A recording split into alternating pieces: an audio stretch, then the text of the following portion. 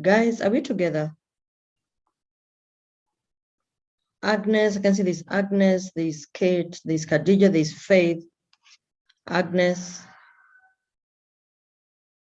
kindly respond. Let's engage. Can you see my screen so that we can start? Yes, we can see. Oh, thank you very much. Yes, we can. Lovely. So we'll start the training, and I'll start by this being our day 2. Is first to really appreciate your participation yesterday, and I do look forward to another exciting day today. And I want to really apologize today. We started a little bit late, but that we had some technical hitches, and I believe you're going to have a great day and a wonderful Friday. So for purposes of introduction, my name is Irene Miyako, and I am the facilitator or the trainer who will be taking you through this training. And in case you're not able to engage maybe via the audio, you can always engage me via the chat, and I will be checking once in a while. So to kick us up is that yesterday we started a training on ethical leadership, and whereby we are to follow the right path in terms of ethical leadership. And for today, we're going to continue from where we left. However, before we get there, I just want us to have a quick recap on what we may have picked yesterday, on the take-homes that maybe one picked, maybe something you didn't know about, what we can remember, so at least we can continue with today's training.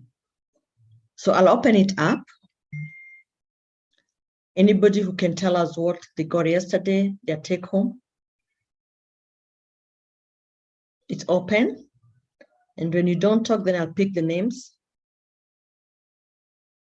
Yes, Margaret? Yes, the question that if people were to nickname you based on what you are, what would they call you? So did you imagine of the nickname that they call you? I actually had a discussion with my team on that after, and we had a very interesting meeting. Thank you. Lovely. It's true, by the way. Those things, they self-check. They make you have that self-reflection and the self-awareness that Jane told us about. Thank you so much, Margaret. Someone else would like to share? Agnes Moshohi?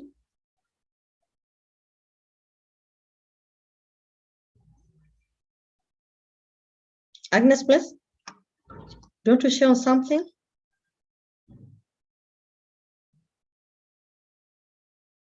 Agnes, are we together?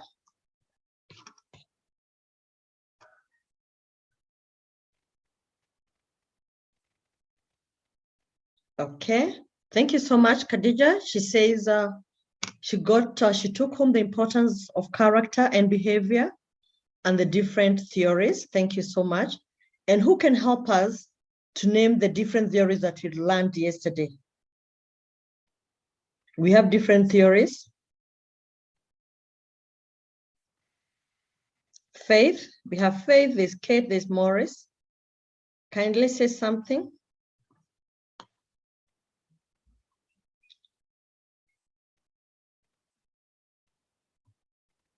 Kate and Faith?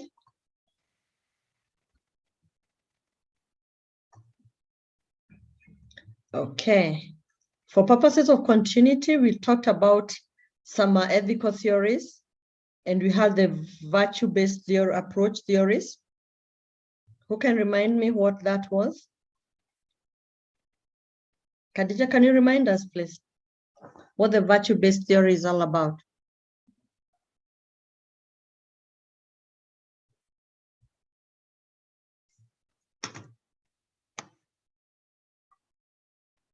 Okay. We also have the teleological theories. Those are the theories that we did handle yesterday. So thanks for that. Anyone else who'd want to add something before we get to the real gist of the day today? Thank you, Redemptor. Something from you? Arika from yesterday's training?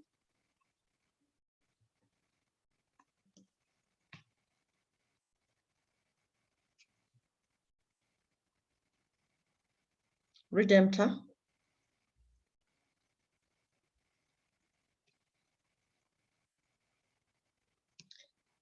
Okay, I assume let's hope that we can engage, and let's not just log in, let's log in and engage. And where maybe you can't, it's very okay for you to type on the chat, so feel free, you can chat and I'll be able to pick that chat.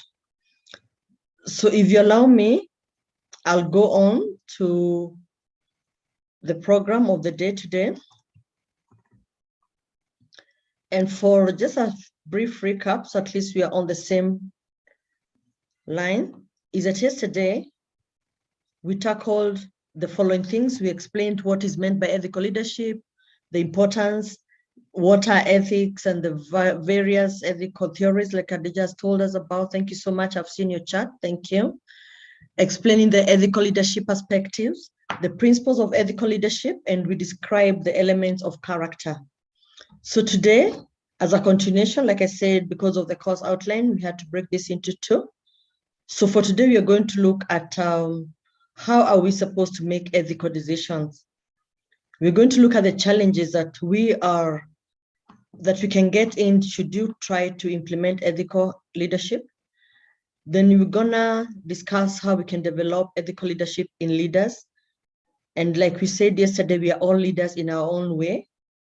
And everybody that we work with is a leader in their own way, because at the end of the day, we are the CEOs of our lives. We're going to explain what is meant by ethical dilemmas, the 4 perspectives of dilemmas that we're going to look at them. There are also some core responsibilities of an ethical leader. Maybe you call yourself an ethical leader, but maybe all you have is a title, but in terms of responsibilities, you don't take them up. So we're going to explain that and the traits of an ethical leader. And finally, we'll have the tips to improve on our ethical leadership in any organization.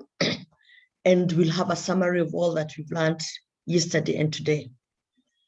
So with that, allow me to look at the chat. I can see there's some chat. Okay, thank you so much. I'm looking at the chat. Someone who's registered. Okay, thank you. Someone has registered. I think this is Khadija, is saying about the theories, the virtue about right and wrong. You're very right, Khadija. Then there's someone who has registered at Galaxy J7. So they say that they took home that ethical leadership is possible even from our politicians. The case of Abraham Lincoln, stopping slavery, very, very important. Because at times we feel like ethical leadership is just for the corporate. Our dear politicians cannot be able to embrace it. And since we are the people that are in all these offices, we are the people that engage with these politicians. It's good for us to know that it is possible. It does not matter where you are. It is possible for you to engage in ethical leadership. And there's also another chart, okay, about the duty and rules that is also on the theories that we learned yesterday. So thank you so much, guys. And let's keep up that spirit. I think also as a trainer, it's very exciting when people engage. It really gives you a lot of energy. So kindly let's engage. So today we start by explaining how we are to make ethical decisions. And as we are looking at this is be more of a self-reflection. And thank you so much, Margaret, for taking these exercises very seriously, because this is what helps us to become better. We learn, but we can have the theory bit of it, but if you don't get the practical bit of it, then you feel like you're not improving or developing. So in this session, we'll be looking at what do we do, because I'm sure all of us in one way or another have been faced in situations where you have to make an ethical decision. And from our slide, this is what we have. And the first thing that we need to ask ourselves is that when you're making this ethical decision, there's some questions that you need to ask yourself internally, or even in a group based on the kind of decisions, because there's some decisions that are made in a group, or there's some decisions that you have to make as a person. Or maybe you've been called to give an intervention to moderate. So, and whatever you make, one, you don't want to compromise your morals, neither do you want to compromise your good character and behavior. So the first thing that you need to ask yourself is that, is your decision based on the truth? Based on the fact that have come to your table or to your desk or have been submitted to you, and the decision that you intend to make? Because you always realize in every situation, there'll be a two-way. There's one way of the decision, there's a positive and the other way. So whatever decision you're making, is it based on the truth? Is your decision fair to all concerned?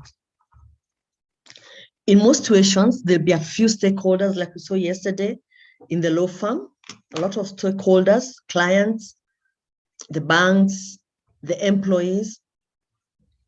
Is whatever decision you're making fair to all of them? Then another question you need to ask yourself, will your decision build your good will amongst others? At times as leaders, we're faced with the challenge of making a very tough decision. But how you make it is what matters in terms of your goodwill. And like I did explain yesterday, and for the HR people, one of the challenges that we have, especially is when you have to go through the disciplinary action, and unto you, in case it's a disciplinary action and it's somebody who is, you're told in the office, you have office friends, you have office, buddies. At times you even have to terminate them or separate with them. But how do you do it? And after doing it, and after executing that verdict, do you still remain popular with them? Do you still remain, does it affect your relationship? And I did say that it is always our challenge as HR people to ensure that whatever we do, especially in those situations whereby the decisions are not very positive, we should try as much as possible to ensure that we have the goodwill, whereby even the other person feels, by the way, even if you're telling me I go home, it is really fair. And tomorrow, even if we meet, we'll greet each other and you're like, I made a mistake. People make mistakes and I learn from my mistakes.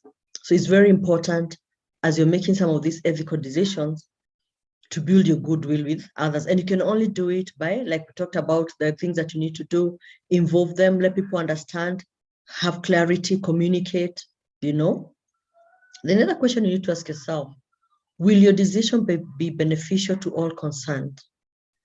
Yeah, the decision that you're making, how beneficial is it? Because at times there's some situations you look at and you tell yourself, this one, let's just learn our lessons and we move on. Let's not go further to it because, you look at the benefits that will come out of it and there's nothing. So ask yourself, will this decision be beneficial to the people who are concerned? And once you answer the above questions as truthfully as possible, and if your answer is yes to each of the above questions, then it is highly likely that your decision is ethical and you can always die with it. Because I always tell people, when you make some of these decisions, don't make decisions out of pressure. Because at times you'll make a decision out of pressure. And when things don't work, trust me, you're on your own. So I encourage leaders as you make decisions, especially ethical decisions, be key, have your character and behavior, because that's when you're being tested. Ensure that whatever decision you make is a decision that you believe in and is a decision that you can defend in case the worst comes to the worst. So having looked at how we can make decisions, I want to pose a question to you. And this will form part of our next discussion. What are the challenges do we foresee as we make these ethical decisions? Or as an ethical leader, when you decide, I as Irene, I as Margaret, I want to ensure that I embrace the principles of ethical leadership. So what are these challenges that we foresee? So open it up. And I will say you can interact either audibly, which is better, or by chat. I'm open to either. I'll be checking on the chat. So kindly, what are these challenges that we foresee should do as we try? And these are the things I think that happen to us on a daily thing. So it's more of what has been happening at times when you're faced with an ethical decision. What are these challenges? Over to you guys. Okay. I'm waiting for your feedback. Who is willing to go first? Thank you. Khadija says you become unpopular. Absolutely, you become unpopular, and especially when the decision is not popular. Thank you very much. Esther, lack of support from our seniors. At times, this is very frustrating. You know what needs to be done, but you don't have support from our seniors. Thank you so much, Esther. Who else would want to contribute to that? I believe there's so many challenges, and these are the challenges that we undergo almost every day. Who else would want to contribute?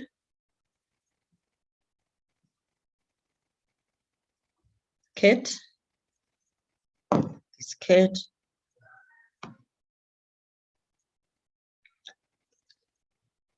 Is Faith back? There's Mary. What are these challenges?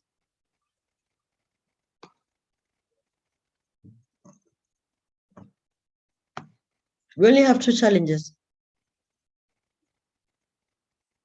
I'm waiting for one more challenge, so at least before we can go on. Mary Njogu, maybe you can give us one challenge.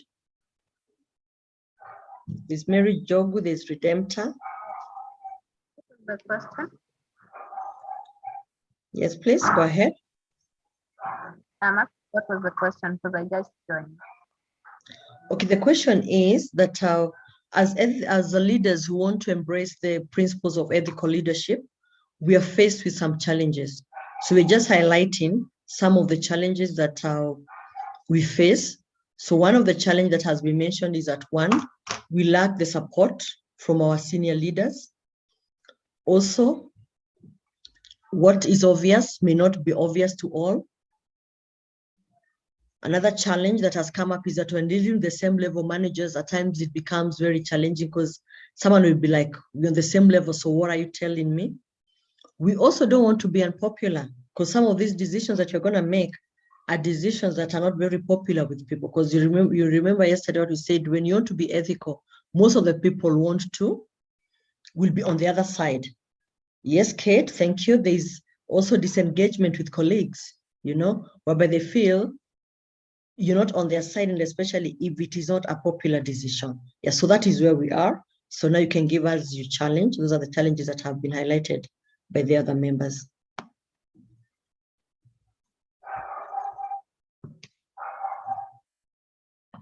Okay, Redemptor, waiting for your feedback.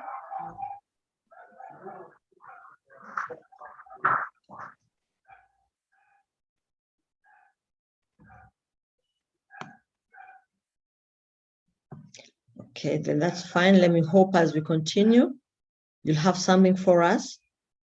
So thank you so much for the ones who have engaged and contributed, because as you realize, I say in adult learning, there's no wrong answer. All answers are correct, because in most cases, we talk out of experience, and they say experience is the best teacher. So kindly don't shy off from saying any decision or any input that you have, because in adult learning, everything is right. This is where nobody gets a 0 in adult learning. So kindly don't shy off. And if you feel you can't speak up, kindly just be free to put it up on the chat.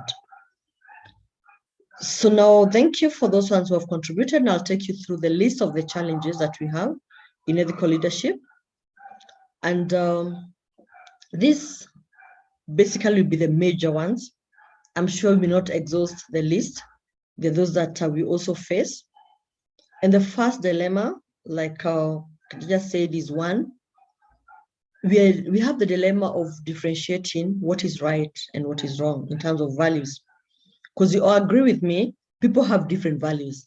And what may be very good in terms of my value may be another person feels that that value is not, it's nothing close to. So that difference whereby everybody has their own, but of course we know there are those basic values. There are those the ground values that everybody believes in. So at times you're faced with that dilemma. Thank you. There's someone who has registered as Galaxy 1J7. So they say ethical decisions sometimes are very costly, especially when there has been some practice and unethical decisions taken, seemingly immediate benefits. I agree with you. They can be very expensive. Yeah. Okay. The other challenge is the challenge of filling the gap between an ethical leader's values and ethics and his principles approach to this decision making. The belief of an ethical leader that only they are right and all others are wrong. I'm sure you've been faced by this, whereby somebody will be like, me, I am a Christian. Me, my faith does not allow me this. Yet all of you, maybe something has happened and you actually can see at the end of the day, as much as we all believe in a higher being, I think there's something that we can do.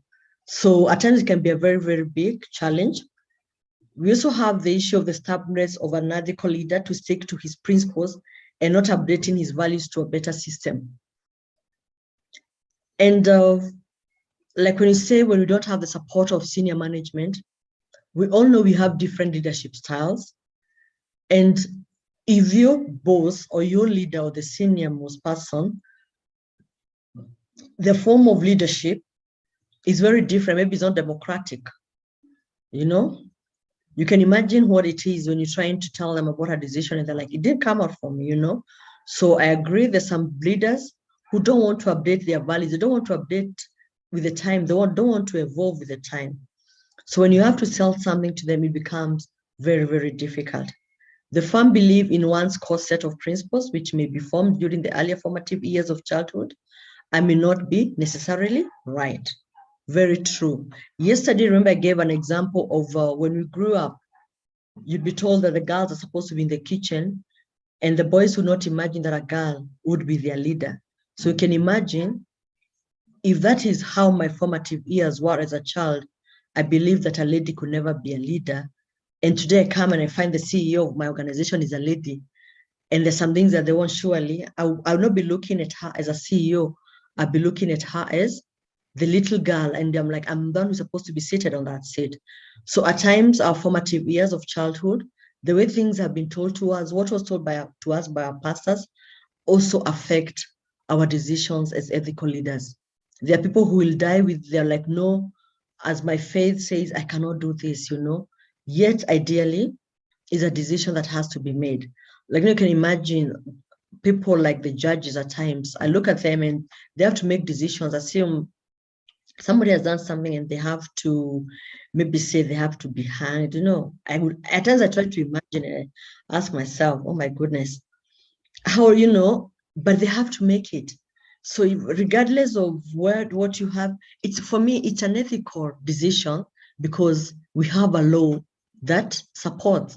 But on the other side, when you look at it, hanging somebody is killing someone, you know, that is what. So there's some of these decisions that based on where there's some culture that maybe taking away a life is nothing, you know. I'm told like in some countries, if you're found with adultery, you're killed on the street, you don't even go to the courts. People take the laws on their hands. So in such a setup, killing is not a big deal. But if in your formative years, and like most of us, how do you imagine that killing is not something that you don't even discuss with someone. So you can imagine the balancing and the challenge that comes if you're that ethical leader that wants to embrace your ethical leadership, you have your already formed values. So those can be the challenges. But what I say is at that point, let the decision that you make be ethical based on the questions that we've asked ourselves in our earlier slide. We continue the dilemmas. The inability of the leader to listen to others and understand the situation from the view of point before making a decision. Yes, very, very important. At times you want to make an unethical decision, but maybe your listening skills are wanting. And like I said, because we're doing a recap of yesterday and today, one of the things that you need to do as an ethical leader, ask yourself, what are my strengths and my weaknesses? Maybe I'm a poor listener, because at times if you don't listen, then you don't get the facts right. When you don't listen, some people, like if I come to you as my supervisor and I'm telling you something and you don't listen to me, at times I just, based on your personality, there are those who will really insist and talk. But you never know, some people will just be like, okay, fine. Let me not push you. My boss at the end of the day, I need to give you your due respect. And since you assume whatever I'm saying doesn't make sense, I decide to take a back seat. Yeah, so meaning what will happen is I will not give all the information because you don't take enough time to understand the situation from the viewpoints before making that decision. So let's try as much as possible to be good listeners. The other challenge is that ethical leaders face to remain true to their principles while under pressure from other people. How principled are you?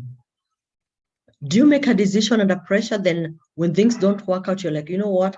I was under so much pressure. I just had to do it. Be responsible of everything that you do. Thank you.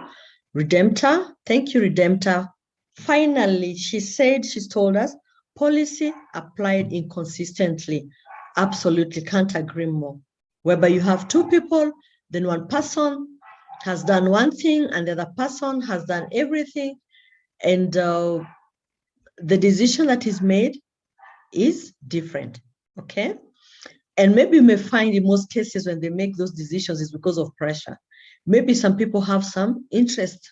You've heard people say, no, Casey, there's someone economic interest, that is pressure. So what do you do as an ethical leader? Do you follow the principles or do you follow the pressure? And one of the things I've come to learn is that in most cases, when you make a decision under pressure, one or two things happen. One, you set a precedence that you cannot be able to sustain. Two, people, including the person who is putting pressure on you, start losing faith and trust in you because they're like, oh, so it means if I go in the room with a lot of pressure, they're going to do this. So as much as possible, we encourage to try and remain to our principles. And when you have to break them because you believe in it. And of course, at times I know it's tough. I know it's very tough, but look for a more, and that's why you call for God's wisdom, for you to be able to still do the same thing as an ethical leader, but still maintain, this is what we've said, maintain the goodwill, because you need the goodwill. The conflict of values between two individuals trying to make an ethical decision together, I think I've discussed about that. The inability of assessing and facing facts rationally and in an unbiased manner due to some old belief system that is inculcated due to one's culture and religion. I cannot reemphasize on that. I had discussed that about, whereby we're stuck in the old school. This is how we did these things. You've heard people say, tumeona, tumejua, what are you telling us? We've seen it. This is what we've done. Why do you think it can't work, And at times, where you see it, you're very clear that it's time to move on. This thing can't work. But people are still stuck in the old school. So what do you do as an ethical leader? You remain, and since you believe in your principles, and that's why I said one of the things that you need to have is your facts. As much as possible, put them on the table and don't get tired of trying to sell your idea. Because like I said before, if you go into pressure, then it comes back to you. The dilemma of making a decision or doing something that is ethical and also right for everyone, such as employees, shareholders, customers, taxpayers, and clients. Absolutely right. At times, it's a balancing act. We saw yesterday about what David did to the organization. I'm sure when he did it, he didn't think about the stakeholders, he was just thinking about himself. So as much as we make these decisions, let's look at the wider picture. Let's think out of the box. How does it affect the employees? How does it affect the shareholders and other stakeholders, our customers, the taxpayer, clients, and so many other things? Because like I say, at times when you affect employees, you can imagine some of them, they're the breadwinners. They have families, They have children. They have people, maybe they're supporting as guardians. So you can imagine some of the decisions that you make, the impact that they have. So it's always good to ask yourself, and it's a big dilemma or a challenge at times when you're making decisions, because you're like, this decision may have this impact. But what you do is that as far as you bring your facts right, and you explain to people why at the end of the day, this decision has to be made, then you get the buy-in and you're able to move forward. I want to look at the chart. Okay, thank you, Mweni. I'll not call you Galaxy 17 again. I know your name is Mweni. It's okay. Thank you and welcome. Yeah, sure, your name is not showing, so kids, I want to refer to you, I will refer to you as Mweni. Thank you for that clarification. So now I want us to look at an example of the challenges that at times we are faced with as ethical leaders. Because like I keep on saying is that at times in theory, it looks very easy. It looks very applicable. But when you go to the ground, they say mambo kwa ground is different. Things on the ground are different. So I want us to look at an example of a leader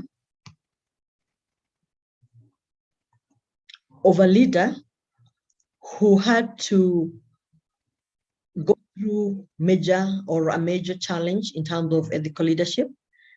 And I will introduce the case. And since I believe one of the things about leaders is supposed to be, we need to understand what is happening in our environment. So I will introduce the case, then I will ask you, anyone in the group, who can be able to tell me what this is all about and the ethical issues that came up around this issue. So if you allow me, I read, and they say in October of 1995, the United Nations celebrated its 50th anniversary. And I believe all of us in 1995 can remember. To mark this event, several celebrations were held. The New York City host committee had also sponsored several events by raising money to celebrate this landmark. Who can tell me, or who can remember the story that came around this celebration of the 50th anniversary of the UN? Anyone who can remember? Anyone in the group? You can also put on the chat. Let me jog your minds, guys. What happened in 1995? I almost gave a leakage. What happened during the 50th anniversary of the UN? Those people were very quick. I've put something and that was a leakage. Anyone who can tell us? Can I call out the names?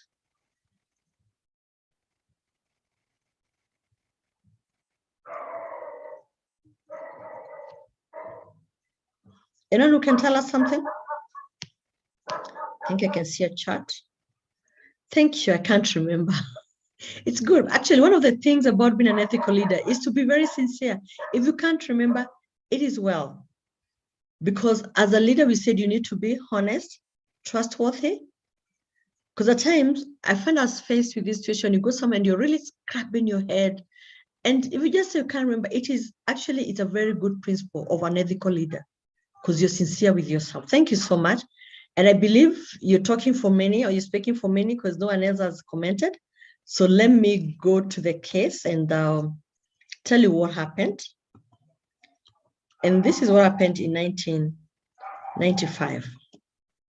There was a concert that was being held at Lincoln Center, Avery Fisher Hall. And among the several guests that turned out at the contest was Arafat. Then the then mayor expelled Arafat from the concert. Does that ring a bell? I believe so. So one of the things that this guy did,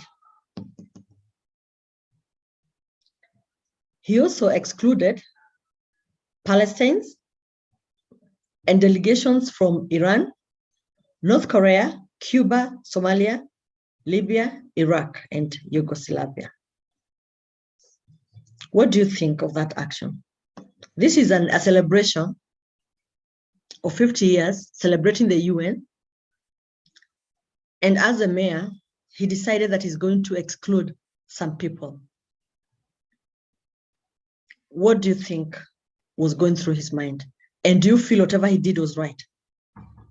And why do you think he did it? Those are 3 questions. Yeah. Anyone would want to try?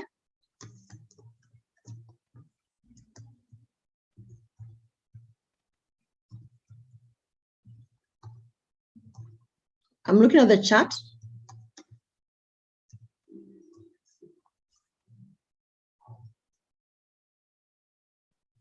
Any try? Moini, kindly tell us something.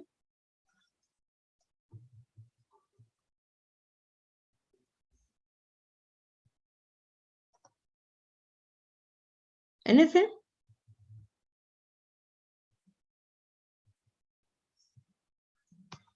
Okay, thank you. Let me read the chat. He thought they don't share the same values. Absolutely, you're right. Actually, that is one of the things that he thought they didn't share the same values. He thought that they had cases of human rights abuse in their countries. Absolutely, right, Margaret and Khadija? You're right. What else? So do you think whatever he did was right? Margaret and Khadija, whatever he did, do you feel that it was right as an ethical leader?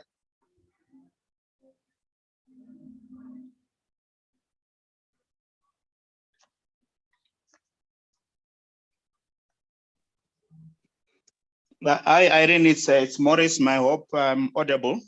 Yes, Maurice, we can hear you. Yeah, sure. Okay. I had a challenge with my phone, but I think it's good that I'm audible. I think the countries, according to him, are countries who are acting in a way which is contra to popular norms and values and beliefs. And as such, those restrictions are to deter them so that they can conform to the popular norms and beliefs, which I think is a good action. So if you ask me, I would say, yes, that was a good decision. That's an ethical way of responding to where human beings don't behave in line with what other human beings are expected to behave. Thanks, you, Irene. Thank you very much, Maurice. According to Maurice, what he did was right because he couldn't compromise his values. Margaret said, no, he should not judge. So guys, because we are looking at, this was not Gilania's function. It was a celebration for the UN. And when it's a celebration for the UN and somebody has done wrong, and I would imagine UN tries to bring everybody together as a person, because we are told these are decisions he made as a person. So do you think he had his own personal interests, or he did it based on his personal values or the UN values?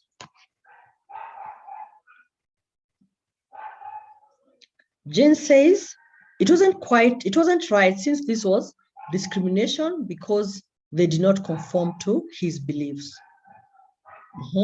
Thank you, Jane. Mwangi, he did not conform to his beliefs. Okay.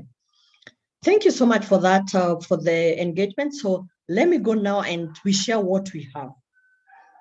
And as we look at this, let's look at ourselves in the decisions that at times you've made that are not popular.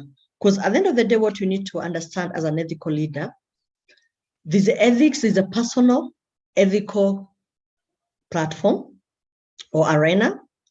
And there's also maybe like the organization. And maybe, let's say, I believe all of us have our own faith. So based on my faith, there are things that I'm not supposed to do. But based on the organization values, some of those things are supposed to be done. And you need this job. So what do you do? How do you balance the two? I know like there's some people, some faith whereby the methods of family planning are different. So what happens when you land yourself in a job in such organizations and you have to sell? So how do you balance the two? So and I think these are the issues at a time that we are faced with, real issues. And you have even a personal dilemma as faith, your work, and you also need to feed your family. So let's see what happened. One, I believe that some people who asked him a question as to why he did that. And what he said, rightly like Maurice told us, is that he insisted that he could never forgive and play host to Arafat, although the leader had been embraced as a peacemaker by the Israel and the United States government. Yeah. Further, he said that he had a special disdain for Arafat, which stemmed right from the days when he was a federal prosecutor that had looked into and inquired about several terrorist incidences. Many of those terrorists were linked to Palestine, that is a PLO. I think we are all very familiar with that in the 90s. Further, by investigating these incidences that held a firm belief in Gulen's mind that Arafat was a murderer and a terrorist, so he judged him to be a murderer and terrorist. And in his own words, he said, I would not invite Arafat to anything, anywhere, anytime, any place. I don't forget. Yesterday, we spoke about personality. And you can see this is a personality and ego issue, whereby say, I don't forget. And you're told, when you look at some personalities, I'm not sure that it's a blue or it's a green, they don't forget. If you took their pencil while they were in primary school, you meet with them during the Ngurario or when your children are getting married, and the first thing they tell you, you know, you took my pencil when you were in class 1, you know? And it's a personality issue. And that's why times the self-awareness is very important when you know, how is my personality? If I'm those personalities whereby I don't forget, do I use that to make decisions? And what do I do so that that personality, because to some extent, it may work against me. Because like he's saying very clearly, I don't forget. And for me, I would interpret this as a personality and ego issue. Then this is what the comments that people came up with. So the New York Times said that the act of expelling Arafat from the concert led to an international scandal. Absolutely. That was a great scandal. And if you remember, because in 1995, I remember who I was, and it was a big, big scandal, you know, an international, you can imagine, international scandal. And both the New York Times and the Clinton administration disapproved his action in very strong words. Clinton administration commended the act, stating that it was an unfortunate incident, especially due to the constructive role that the chairman. Note, Arafat was a chairman at that point in terms of the peacekeeping mission. So you can imagine the embarrassment. And the administration insisted that it noted that the incident was a great embarrassment to everyone associated with diplomacy. It was an embarrassment to everyone associated with diplomacy. However, in spite of all this, the guy was still convinced that he was on the right side, because he said his core set of principles drove his belief and behavior towards Arafat. So you can imagine in all this, you know, we talked at times, you pause, ask yourself and say, by the way, what could I have done different? For him, he still believed in his set of principles. Yeah. So with that case study, what do you think? If you are in his shoes, what would you have done differently?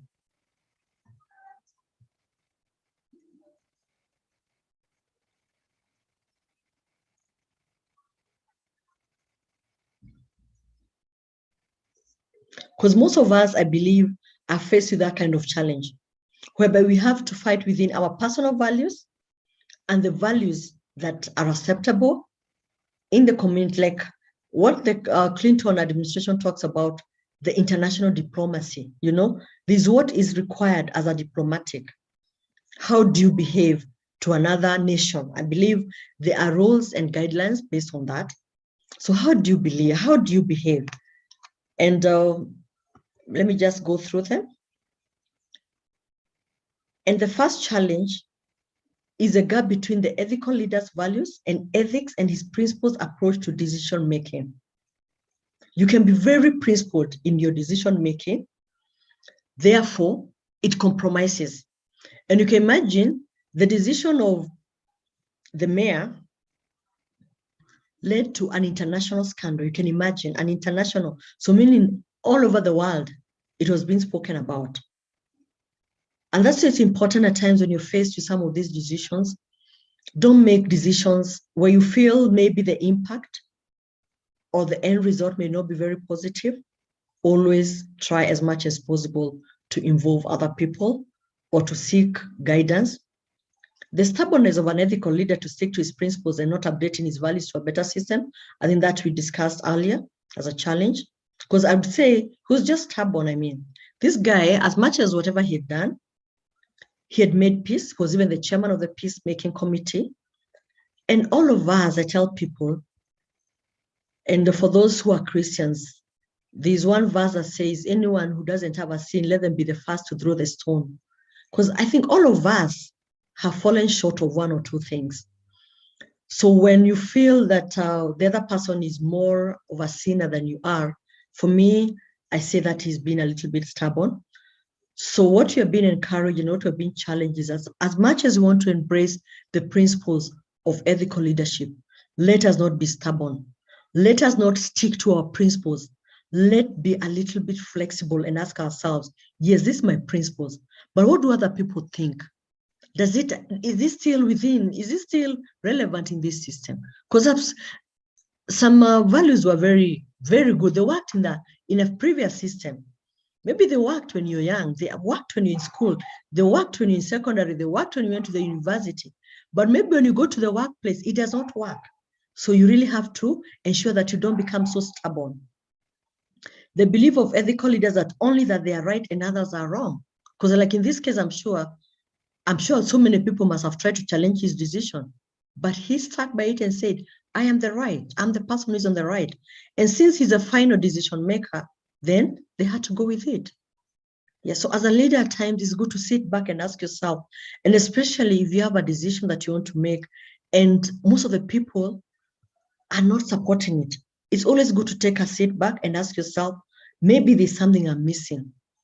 What is it that I'm missing? The dilemma of differentiating between the right and wrong values. Yes, Arafat may have done the wrong, or the Cuba, all the countries that he excluded from the invitation. But maybe by inviting them to that function would have changed them. Yeah. So at times it's a dilemma. And unfortunately, in most cases, when in that dilemma, if you're not very careful, you may end up making the wrong decision based on the wrong value that you believe in. The inability of ethical leaders to listen to others and understand the situation from their viewpoint of view before making a decision. Very important. I've discussed that. Listen to other people. Be a good listener. Even when you feel your values are being scratched, you feel, oh my goodness, I mean, can we just stop talking? You know, I feel like I want to burn.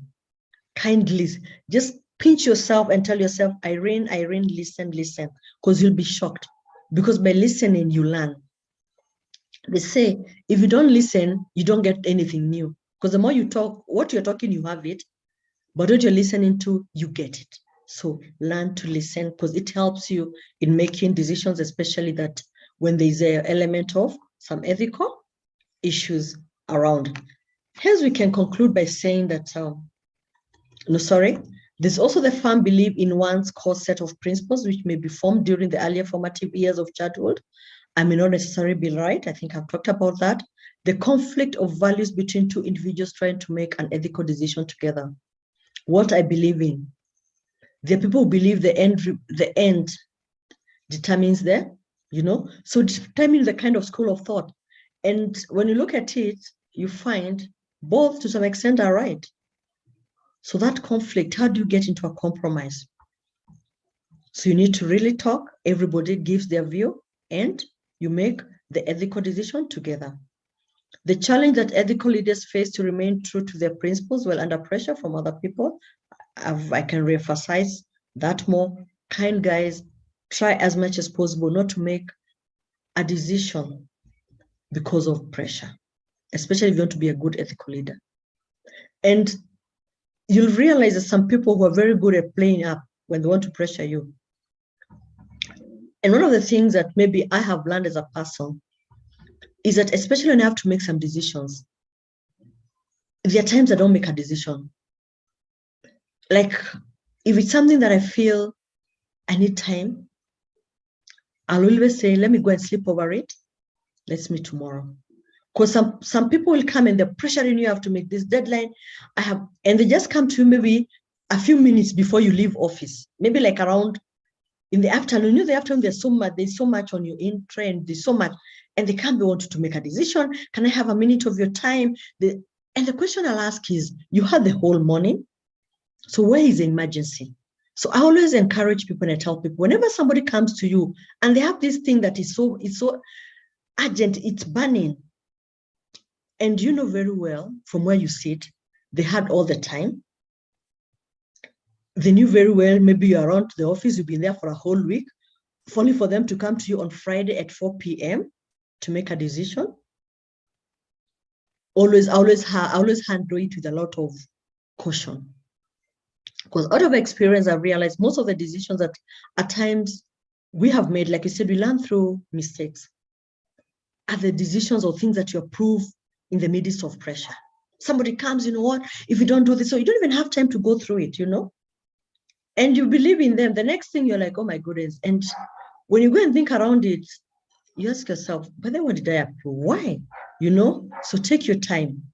You better buy time. You better get late by 1 or 2 hours, but you're sure the decision that you've made is right.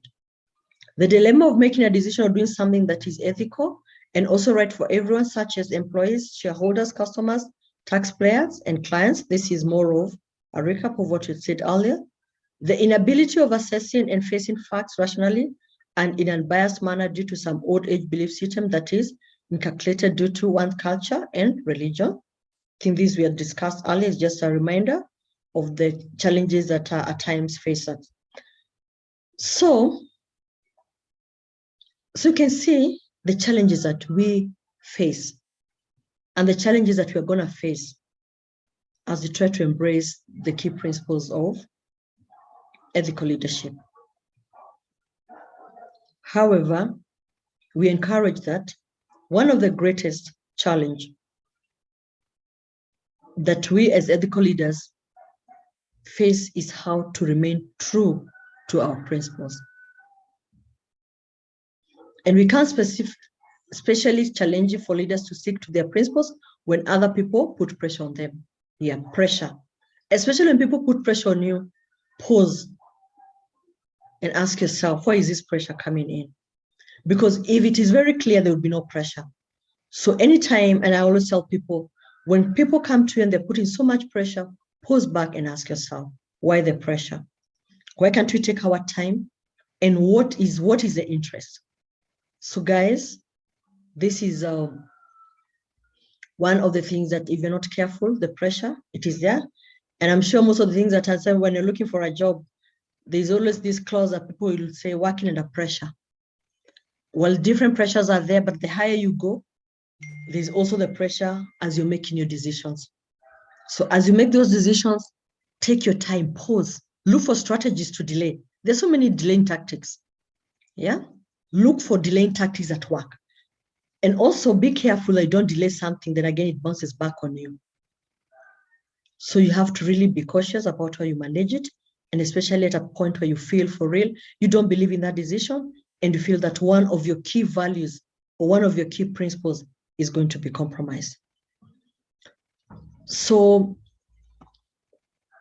what are these methods that we can use so that our decisions to our subordinates, especially when they come and want to really put a lot of pressure on us, they want to put pressure, they want something done, and they report to you, and you don't know how to do it. And I know this is one of the challenges that we are faced. You don't know how to behave, how to react. and how to make sure that the ground, you know, we're told, ensure the ground is well. The ground, you know, mambo kwa ground ikuwe sawa. You as a leader, what are these things that or methods can you use to ensure that people are open to ethical leadership? That when they come to you and you tell them, by the way, I need time. And I can give an example, like for what has really worked on me, is that anything that requires my approval. Because I think what I've realized, most of our skills are really challenged when it comes to approval or making a decision. Maybe there's a termination, there's a separation, and you have to approve that for real, the process was taken, you know, all that. One of the things that I'm very clear about, unless it's a matter of life and death, at least I need some hours to go through it. And if you want anything that requires my approval, as much as possible, based on what it is, don't put it on my entry. Let's discuss. We discuss it, then you leave it with me for 1 or 2 hours for me to reflect before I approve. So everybody knows, in my team knows, that in case it's something that, unless, of course, there are those one-off that will be very urgent and you will bring out the flexibility has to be there. Everybody will know that in case it's something that I need to take, there's need for us to have enough time to discuss it, and also enough time for me to internalize it. And not only to internalize it, it also gives me time to consult. Because some of these decisions, especially when it comes into separation and maybe the disciplinary actions, you also need to consult the lawyers, because again, you don't want to do something, the next thing you're hitting headlines that your employees have gone to court. So people need to understand that. But if you don't explain to them as to why you're delaying making that decision, for them, they're like, we're trying to vitu tu kwa desk, you know? And you become those nicknames you were talking about, Margaret, they'll be like, they'll nickname you based on, like even they just say, "Wewe ni sumbua." You've heard people say, "Wewe ni sumbua," you know? But because they don't understand. But the moment you make them understand as to why it has to take time before you make that decision, trust me, they will accommodate and they will twist to fit into your program. Because one, they need to appreciate, you also have other meetings, you know? Those people who are very good at meeting on the corridors, you know? I was looking for you. Can you kindly, on the corridors, you make those decisions on the corridors? Trust me, most of those corridor decisions, in most cases, they come back and you're like, oh my goodness, why didn't I see this, you know? So kindly, let's look at the ways that we can be able to embrace, so at least people can be able to enable us to operate as ethical leaders. Because if you don't have your ground well, then it's going to be very complicated. And one of the things that we need to do is, one, we should be good role models. We should preach what we know best. We should encourage an inclusive work culture. We should ensure an effective whistleblower system, and we should encourage open communication. So before I go to the slides that we have, I just want to pause and ask, what do you think it takes to be a role model? Because you're told leaders should become role models. And all of us talk about being role model. You're my role models. I'm sure that people come and tell you, oh, hi, Margaret, you're my role model, and it feels very nice. When someone comes to you and says, you're my role, it feels very good. But what does it take to become a role model? Guys, what does it take to be a role model? Or what is it in a role model? Or what do we look for in a role model? And it's just the same question in different ways. What is it that you need to have to be a role model? Okay, over to you. Keep my chat active. I'm on the chat waiting. If you want to talk, kindly talk. Just unmute and go ahead. Alternatively, you can lift your hand. I'm open with either. So let's start. Waiting. Integrity is key, Irene. If one is to be a role model, you must be a person of high integrity. That's where you hear people saying respect is earned. So you must earn your respect, then people will say you're a role model. Thank you. You must earn your respect. Don't demand for respect. Thank you so much. And what's your name, please? That's Maurice, Irene. Oh, Maurice. Okay, thank you, Maurice. I love that. I always tell people, and respect, don't demand for respect. Margaret, self-giving and above board. You have to be a servant. Yesterday we talked about service to others. How do you serve others? Or are you just the boss? You know, I am the boss. Even when you're somewhere, people, you can't carry anything. People have to, they come falling as they're picking even your phone, you know. You're the boss. Do you serve others? Thank you, Margaret. Anything else? To be a good role model? What makes you a good role model? Good character. Thank you. Good character, that is from?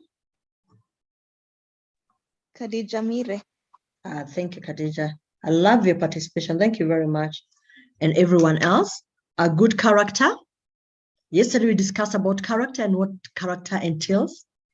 I'm sure allow me to use this example. There's one of the musicians who people doubted their character. And I think I really loved her response when she said, and I think somebody was trying to challenge the musician saying that they're not good role models, that they should be a good role. And the feedback they gave was that I'm not your children's role model. So look for a role model for your children. And, okay, not that I support her or the musician for being rude, but I actually supported it because I was like, you define the kind of role model that you want. The character, maybe there's somebody who likes that character. So I agree with you that character is very important. Walk the talk, lovely. That is from Morris. Empathetic. Exactly. Be empathetic. Are you that leader that when people come to you, they better die in the office, but they can't come and tell you they're not feeling well? Because the first thing you'll be like, have you finished that report? What will happen now? We need to close the payroll. Can you, and that time you're sick. You've had those leaders where people have even had to collapse in their offices. I call in, maybe I have a family emergency. And the first thing you'd be like, Irene, you're always having family emergencies. You know, how empathetic are you? Mary says, accommodate people by acknowledging that we are all different. Absolutely. We are all different and we are all blessed differently. We all have our different strengths and our areas of improvement. And I say, for a good role model, understand your team, know their weaknesses, know their strengths, take advantage of their strengths and give them responsibilities based on their strengths. Then you as a role model or you as a leader, help them develop their areas of improvement or their weaknesses. Trust me, you'll find people coming. Have you ever seen this manager in an organization, maybe for illustration's sake, they're in, let's say, marketing. And everybody keeps, you go and you find people from finance in his office, people from HR, people from IT. And maybe you just ask, why do you keep on going to so-and-so's office? And they're like, no, I had an issue and I thought they would help me, you know, because this person is like, they're able to build people. So look at your team, understand their differences and help them improve on their differences. Yeah, trust people and delegate. Very true. When you don't delegate, is an indication that you don't trust them. If you're going on leave and you're like, every time you're done, you even go with the keys to the office, you can't leave the keys. They're looking for something they can't even get because you've locked it up. You can't delegate because you believe if you delegate, people are going to mess you up. And I tell people, you're what you think other people are. If you believe other people are not good, then what makes you a better person? Yeah. So it's always good to delegate. Thank you, Kate. Be flexible to change. I'm reading the charts, guys. Yeah, lack of support. Thank you. Seeing character and behavior, passion and ability to inspire. Thank you, Redemptor. What is your ability to inspire? When people come to you, do you have that passion of listening to them, inspiring them when things are not working? Humility and ethics. How humble are you? Or you get into the office, people have to know the cut is over. The boss ameingia, you know? You come in, you come whistling. You know, I had a boss one time. Every time they'd come out of the lift, either they would cough or whistle. And everybody would know, wow. If I used to call him Simba ameingia, you know? And when it comes, everybody will be quiet, even people who are not working. And I'm like, you install a lot of fear. Yeah, humility, very important. Lead by example. We're supposed to be here by 8 o'clock. You come in at 10 o'clock, we have a meeting. You say the meeting will start at 9. You come in at 10 o'clock, you don't even care to apologize. Because of course, people understand maybe you got into something that you're not planned, or somebody called you, or maybe your supervisor also called you. People understand, but you don't care. I mean, I'm the boss. So what do you think? These people have nothing else to do apart from sitting in the meeting, waiting for you? They're people, and treat them with dignity. So lead by example. Okay, character and behavior. So walk the talk, very true. Don't preach wine. Don't preach water and you take wine. So thank you guys for that, for the engagement. I love it. So now, just you can see, like I said, it's just a reminder of the things that we already know. So in terms of the role models is one, and you can see the summary of what you've said.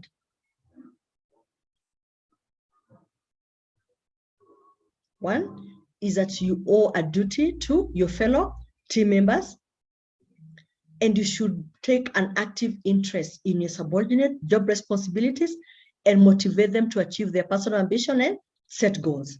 So as it is, you can see, this is what we've discussed and what you guys have brought up. And why we did that is for us to just, some of these things, we already know them, it's just having that tweak whereby we are reminding ourselves of what we should do. And it is my appeal that all of us can be wonderful role models in our workplaces, that our offices can always have people, our phones. In this era of online, people have these WhatsApps, the messages, the Twitters, that people are able to say and follow and say, wow, Margaret is my role model. Irene is my role model. Yeah. And whatever nickname that they've given to you, may it be a positive nickname. Because that way, that shows there's something positive about you. But of course, people will always say the boss, there are those things of bosses, the boss will always be tough. But we've seen bosses who are tough, but they're still very likable. They're still very accommodative. They're still very humble, because you're not tough. It is your principles. How you execute them is what matters, okay? One, you should actively take responsibility of each of your subordinates' career path and future. Help them to grow. And that can only happen by you understanding them, knowing which are their areas of improvement, which areas are they not good at, and you're able to build them accordingly. When an ethical leader becomes a role model for his subordinates, they become more open towards their leaders' ethics and moral values. The moment you become the role model, the moment they believe in you, they believe in what you're doing, it becomes very easy to sell your ethics and values to them. It becomes very easy when you're making a decision and you're saying, by the way, I think this is right because of 1, 2, and 3, because they believe in you. It's very easy in terms of decision making. So let's all strive to be good role models. That is my prayer, that anytime when somebody walks up to you, is like, wow, when I grow up, I want to be, it feels good, but you have to work for it. It doesn't come easy. Preach what you know best. An ethical leader should keep in mind that he should always stick to what he's good at. Don't be a junk of all trade and a master of none. And most people, unfortunately, most people, me included, we want to do so much. But do I ever pause and ask, or do I ever pause and ask myself, what do I want to be a master of? Because I can't be a junk of all trades. There's this, you're there. You're this. People even don't know what to associate you with. Be good. Okay, it's good to understand everything, but have that one thing that you're very good at. And you feel like even in the workplaces, they'll be like, wow, in case you want a PowerPoint presentation, go and talk to so-and-so. In case you want anything to do with Excel, go and talk to so-and-so, because they've perfected. So each one of us, I want to challenge you as a good ethical leader. Look for that one thing that trickles you up, that one thing that makes you happy, that one thing that you're very passionate about. And one of the things I tell people, because I talk to people and someone will come and tell me, Irene, I've really been trying to look for my passion. How do I know my purpose? How, people talk about this purpose. People talk about these things that are very good. How do I know what I'm good at? And I tell people as a person, if you really want to dig deep down to your passion or what you love doing most or what you're good at, think about yourself as that little girl or that little young man. What is it that you did so well without any struggle, that even people will be like, this, like there are those people, even when you have function, there'll be that young girl, they're always doing poetry, there'll be that young girl, they're always very organized. What is this small thing that you did that excited you? And that time, because you're told, all of us have that small baby in us. That passion is your true passion. Build onto that. And okay, it's a process, it's a journey. It's not something that just comes one day and you sit and you're asking yourself, Irene, as a child, what did I love most? Yeah. But the moment you deep down, that self-awareness, get to know what used to make me happy when I was a child, what would excite me. When we did those responsibilities, we used to do those chamama chababa. I'm sure most people used to do those things. Which character was I? Either those characters you find, either you're the driver, so meaning you're able to drive a goal, those days being a driver was a big thing. Not like now that being all of us are driving, but you can ask yourself, what does it take to be a driver? One, you're very focused. One, being a driver, it means people are trusting you because you're driving them. Those days having a car was a big deal. When we grew up, I'm sure, okay, now we are different. There are those people who came when you're born, a car is part of norm. But for some of us, having a car even in the village, maybe the teachers would have cars and chiefs. Those days chiefs were very powerful, and maybe politicians. And you'd know that in a village, maybe like 3 people had cars. So being a driver to that car was a big thing, So in those days, they made you the driver of their car. And there used to be imaginary cars. What does that mean? They mean it shows, I think I can be a good team leader. Yeah, because people believed in me then. So I always tell people, when you want to look at what you do best, what are you good at? Think about yourself as that little young person. You should also be there because it will also give you clarity on your own strengths and capabilities. That's you're able to provide clear and accurate direction to your subordinates and the activities. Because the moment you're very good at this, I'm good at training, I'm good at presentation, I'm good at doing HR metrics. So you're able to use that to earn the respect, to earn the trust of your subordinates, and you're able to help them in terms of giving direction. Yeah, the people who are very good at setting goals. You want to set a goal, very easy. Some people will struggle to set a SMART goal, but there's some people you just tell them this and this, and they're able to bring up the goal immediately, The people are very innovative. So in case you pick that character, that gift to you find that one of your team members is very innovative, they're very creative. When you want to have, like now we know we're having around the Christmas time, in case you want to have something small for your people, do you involve them in the arrangements? Do you tell them, but I know you're very good at planning of functions.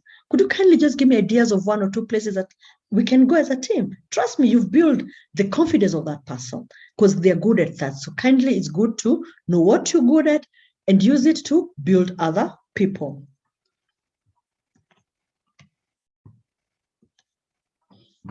One, you should always be very sure of a core set of skills, capabilities, and focus that you possess and should not yield under any kind of external pressure to undermine yourself on these core capabilities. Very true, like I said, know what you're good at and embrace it and use it to build other people. And we're told that when an ethical leader is sure of what he knows and sticks to it, he would avoid contradicting himself in front of others. When you're good at something, you don't, even at any given time, you'll talk about it. You'll be very sure of what you're saying. You'll be very confident of what you're saying, especially if it's a decision that is unpopular and you're trying to sell it. Confidence is everything. Because the moment you don't show that confidence, people start doubting you. They're like, the way they're behaving, they don't even believe in their own. So how do you expect us to believe in it? So kindly, it's very important because it gives you that confidence. Of course, this will also make your subordinate perceive the leader as a person who is sure of himself, know what they're doing, and make them trust them in their abilities as a leader. I think I said that earlier. The moment they know you're good at it and you prove it, then they believe in you and they start trusting you. That is how you start building trust and the respect that we're talking about. Because we say respect, you earn respect. You don't demand respect. So the more you practice what you know best, the more you use what you know best to build other people, people start getting that trust in you and they start giving you your due respect. The other thing is about inclusive in the work culture. And this is whereby we encourage to have an inclusive work culture. And I know for most of us, we are in a century where there's so many things that are happening. And some of the things to some extent can even compromise our ethics and our values. But what do? We have to encourage that inclusivity. And one of the ways is to ensure that you're open to your team and you encourage that culture at work. A whole inclusive. Don't just be the person who looks at Irene all the time. It's only Irene who can work. There's something to be done. It's only Irene. Include everyone. Because when a leader fosters such a work culture, there'll be no favorism, no layers of bureaucracy, and no undue advantage to any employee. They all feel you're equal. And this only happens when you understand the gifts or the strengths of each of your employees and you give them responsibility based on what they're good at. They all feel included, okay? The neutrality is not about, it's about natural, but that it is but natural that an inclusive work culture will make your subordinates more receptive to your ethical leadership as they feel treated equally and enjoy equal benefits. No one feels superior. You've heard about these situations where I go to offices, and this is how there's this one employee who can even be the junior most, but they're more powerful. As a good ethical leader, try as much as possible to break that kind of a culture. Have a culture of whereby everyone is equal and everyone has an equal space.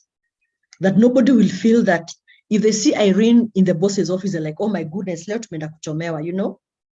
Have that culture that everybody who comes to your office, even when the other people see Irene in your office, they don't even feel anything. They don't feel threatened because they know the way you treat all of them, it's equal.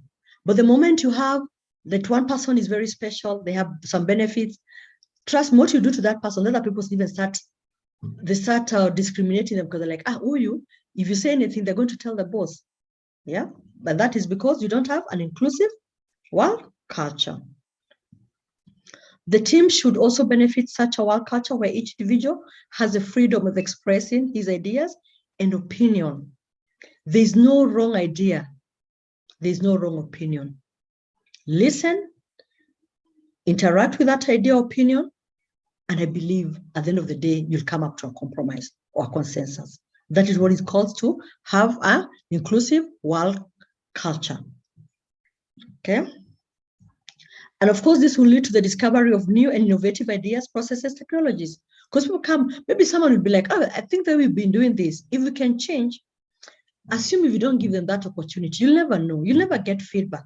We are told feedback is what makes us what we are.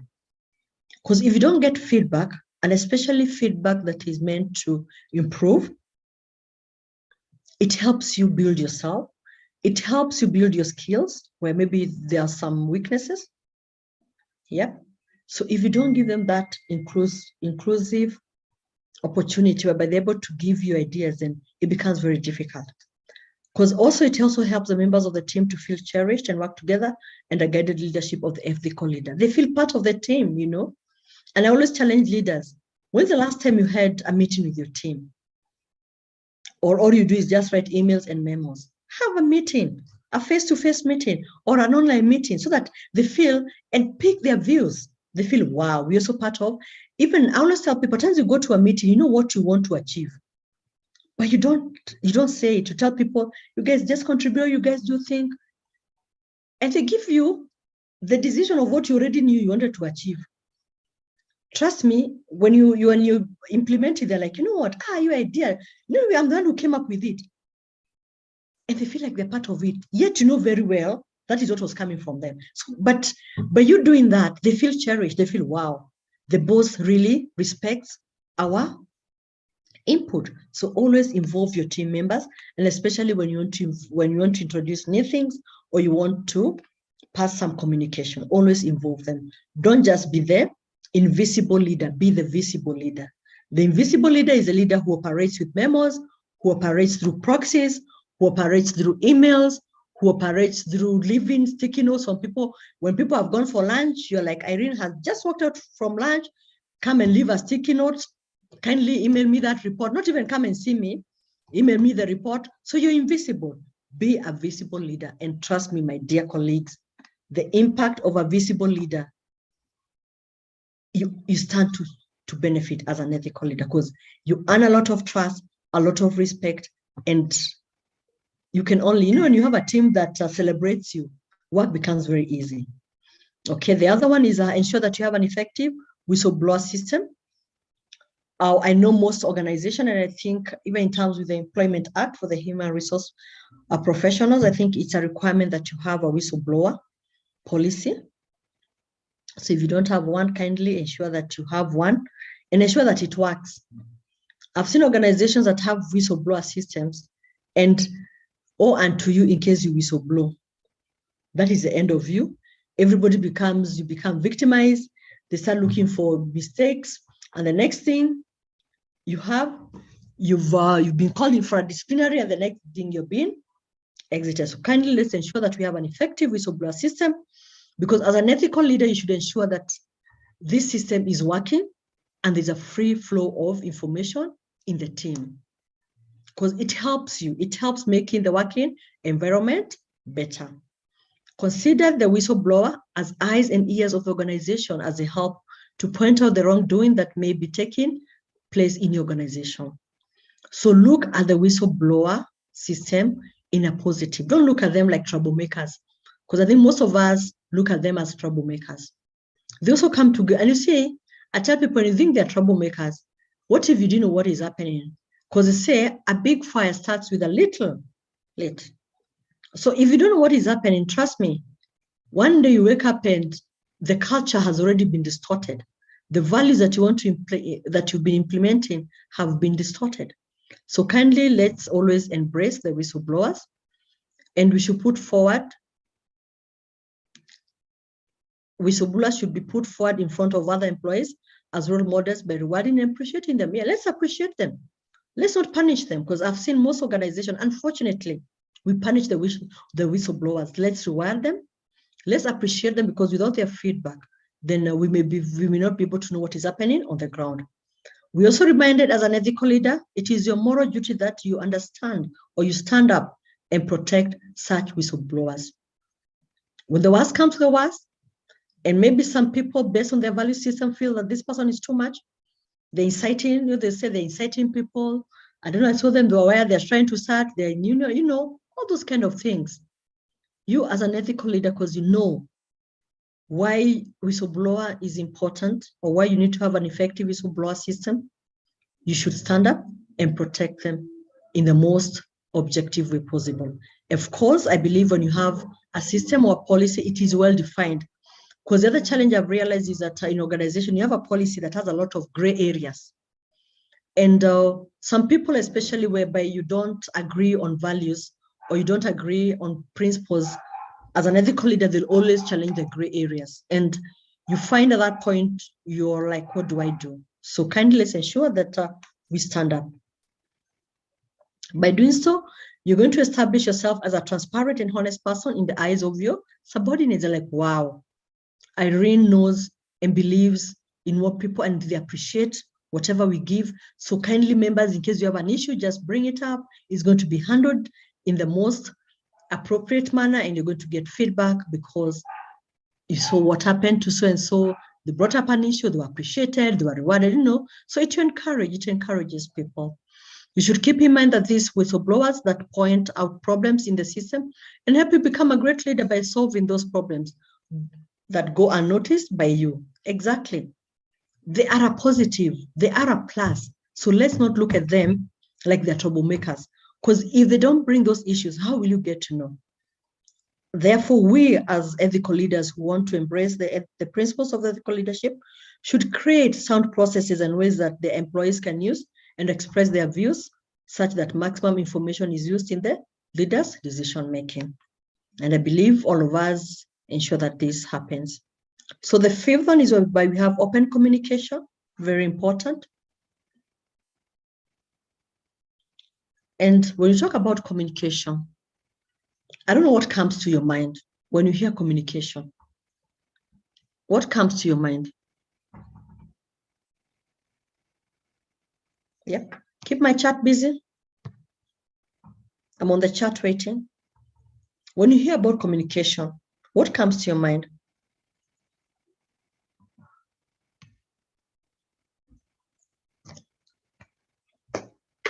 Maurice? Thank you, Irene. I was trying to type. What comes into my mind are two things: the audience, who are the recipients, and also the mode of communication, how information is relayed. Those are the 2 points which I was trying to type, but thank you. Thank you. So the audience, the mode of communication. Thank you. Khadija has seen the message. Phoebe, ability to listen and speak effectively in a way that it's easily understood. Thank you, Kate. Proper communication channels, and that would be like the mode of communication. We're very right here. How we communicate, the ability to listen. Because communication, I say, is two-way. It's not one way, it is two-way. So what is your ability to listen? Or when you go, okay, today, I may be doing a lot of speaking because I'm on this side and it's a training. But in an ideal situation, communication is supposed to be two-way. And that's why you find that as we're interacting in this training, once in a while, I also get excited when you guys communicate. When I ask you a question, you respond. Trust me, it's very exciting. It's very encouraging because I feel, and I'm like, wow, I'm not communicating to myself. I'm communicating, excuse me, hello. Excuse me for that.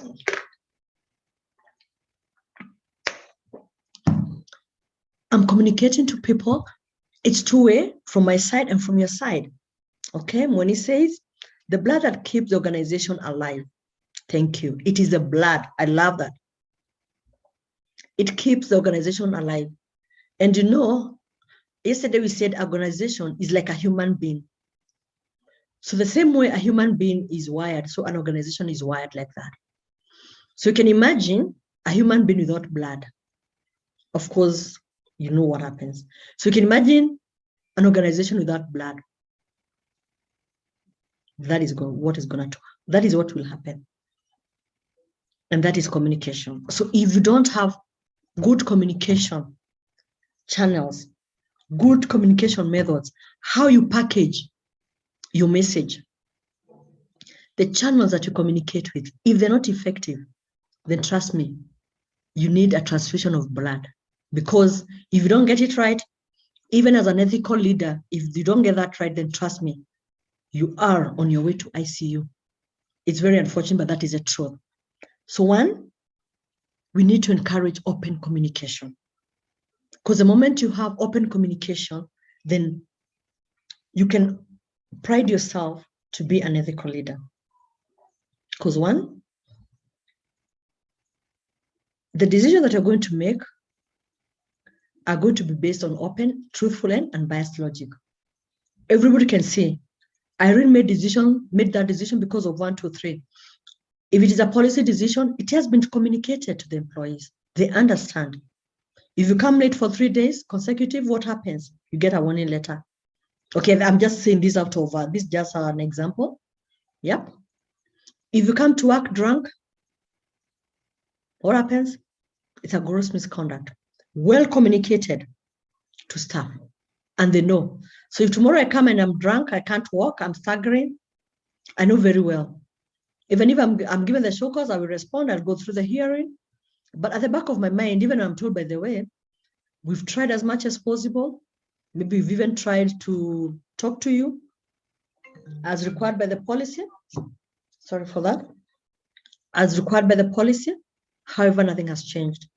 And the policy said this calls for summary dismissal.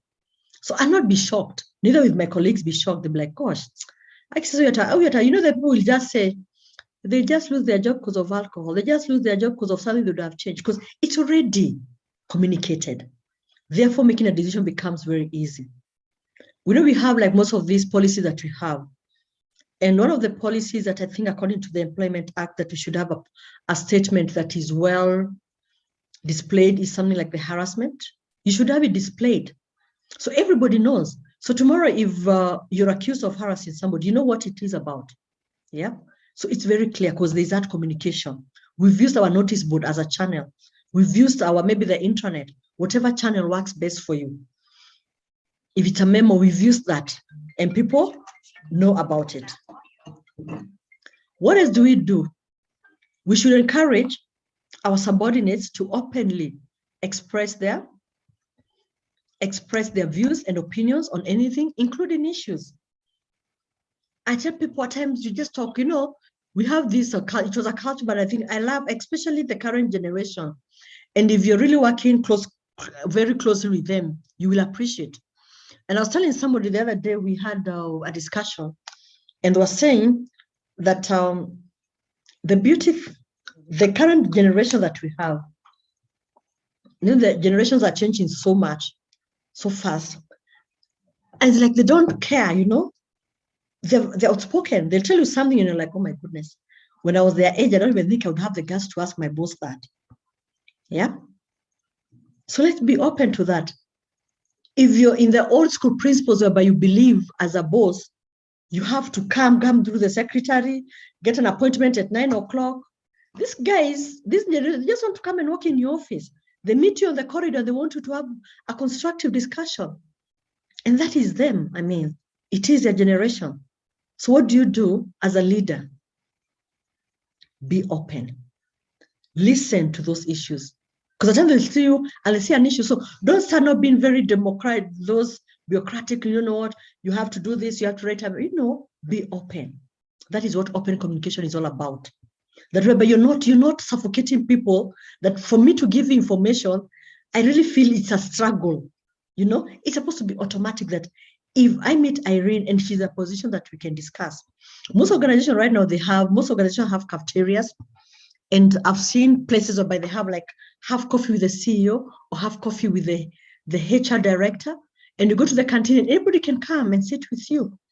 Be open and let them see you as their colleague, not as their boss. Yeah, because that's where you encourage this open communication.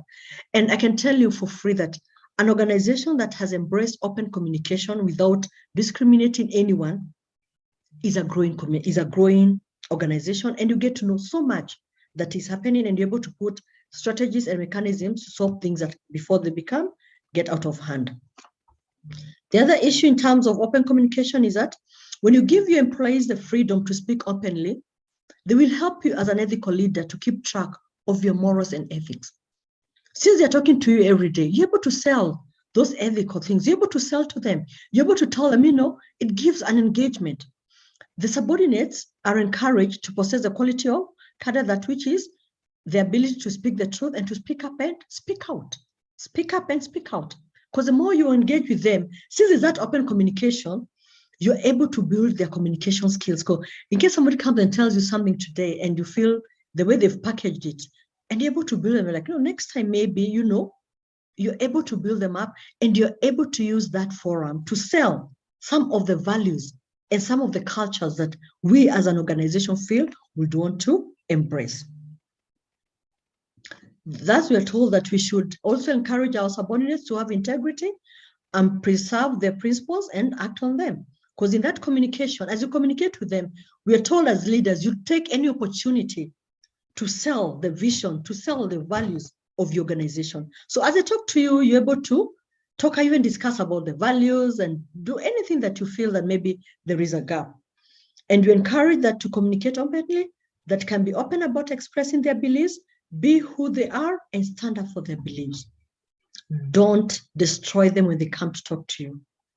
Encourage them, because somebody will come and tell you something. Because I say, like, inclusivity, it's unfortunate, but these things are happening. When someone comes and tells you something that is so off, There's something that you in your own, what do I say, in your own build up, or in your own way of life and your own way of belief, it is off, it's something you never imagined, and it comes to you. What do? Do you turn them up? Do you turn them down? And for them, it is their belief. You are an ethical leader. You're supposed to listen to everyone. You're supposed to allow people to express their beliefs. Don't judge them. I like what someone said when we're talking about Arafat. He judged. Don't judge people. Listen to them. Because even for you never know. So listen to them. Maybe you're the last hope. You're the last person of hope. And we said a good ethical leader is one who inspires. So even if you don't believe in that belief that they're coming to discuss about, give them hope, inspire them, call for God's wisdom, because some of these things can really be, off. But that is what it takes to be an ethical leader. Yep. And this is just our tip in terms of the communication, whereby as an ethical leader, you should try to instill ethics and moral values in your team members by telling them, compiling a morally rich story. Give your stories. Because at times, I'll tell people and see people seated at the corner office. You think it's easy, and that's why we talk about promotion by the staircase or promotion by the lift. If you've grown through the staircase, it helps to give your story. It encourages people. It helps people, especially if you're a role model, you inspire them. They're like, wow, Irene was able to share with me such a personal thing. You've heard somebody say, wow, imagine yesterday I was meeting with Irene and she told me things that are really personal. I mean, for you, it's not even a personal. Then they think it's personal. But what have you done? You've opened up a trust that you can't break. They're like, wow, if Irene can talk to me about a personal issue, how the kind of issues that they went through when she was young, and this guy, you trust, and they're like, wow, even Irene is a human being. Because at times they look at people, especially the senior people, they assume you're there and they're here. But the moment you start relating with them, giving them stories that are rich, of course, morally, not just any story, a story that is building them up, they feel like you're part of them. They feel like you're also a human being, and they build trust in you, they start respecting you, and they start wanting to engage with you more. And that's the only way you're able to now sell your agenda, because at the end of the day, you have a moral obligation to them, to the organization. So you take advantage of such forums to ensure that you achieve that. I agree. A comment that says that all this will work if the leader cares and lead by example. Absolutely, I can't agree more than that. You have to lead by example. You cannot be preaching water and you're drinking wine. You want people to be good, but you're the first person you wake up today, you have a meeting with your team, you tell them all the good things about listening, about war, about taking time before you make a decision. And the next thing you just are telling somebody, what, I'm going to fire you right away. And you're shouting, so you have to lead by example.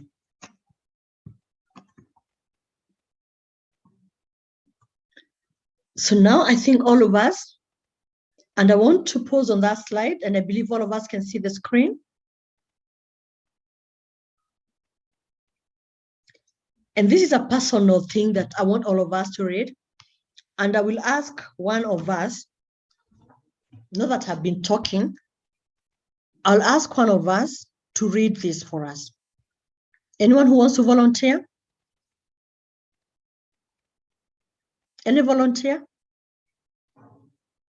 And kindly, if possible, if you can turn your video as you read this.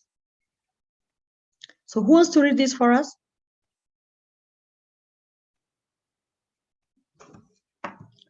Okay, let me pick on someone. Okay, let me read. Thank you. Can you tell us your name?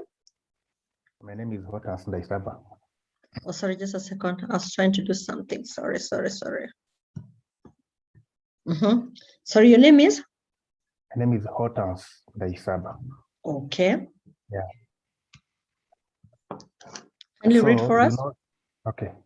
So you know that becoming an ethical leader is all about better understanding of yourself and to use your leadership skills, knowledge, and abilities to foster an environment of ethics and moral values. You should use ethics to make your decisions. So how can you find out if you are an ethical leader or not? Thank you.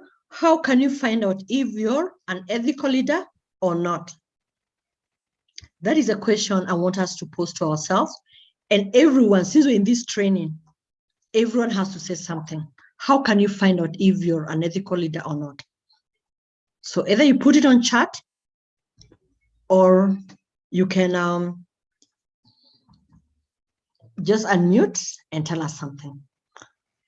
And I'll not continue until all of us, I'm sure you have a notebook, and I'm sure you're thinking about it. So whatever you've written on your notebook, the question is like we've been asked, so how can you find out if you're an ethical leader or not? I have been taking you through so much. So how can you find out if you are? Over to you guys. So for you to be called an ethical leader, I think you should lead by ethics. Lead by example, respect your subordinate, know how to deal with them by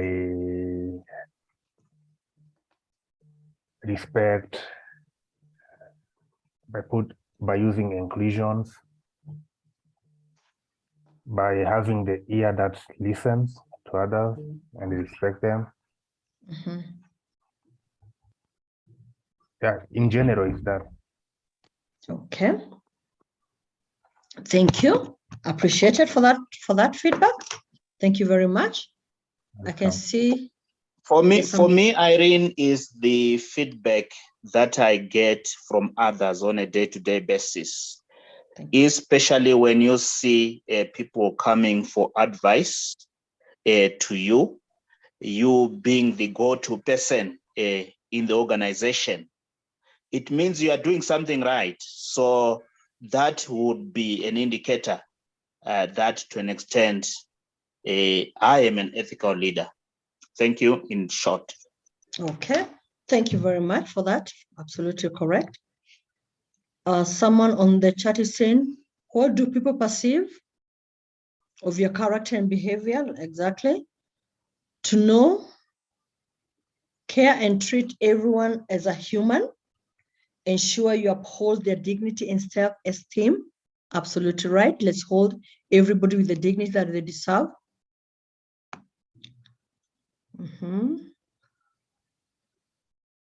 Ask for genuine feedback from your colleagues. Engaging members of your team, encouraging feedback. Have an open door policy. Absolutely right. Kate says, through self-evaluation and how others perceive you. Very, very important. Because what I tell people is at times we believe that we are good ethical leaders. We believe we are perfect, we are excellent leaders. But what do other people perceive us to be? Do they perceive us to be good leaders or otherwise? And for us to be able to really answer this question, there's some questions that we need to ask ourselves. Yep. How do we find out?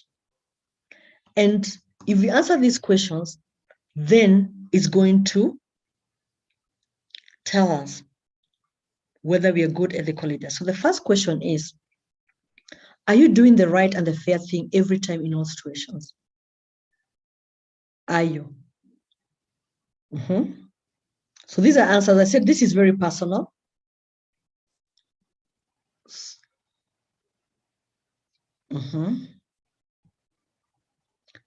So ask yourself, are you doing the right thing and fair thing in every time in all situations?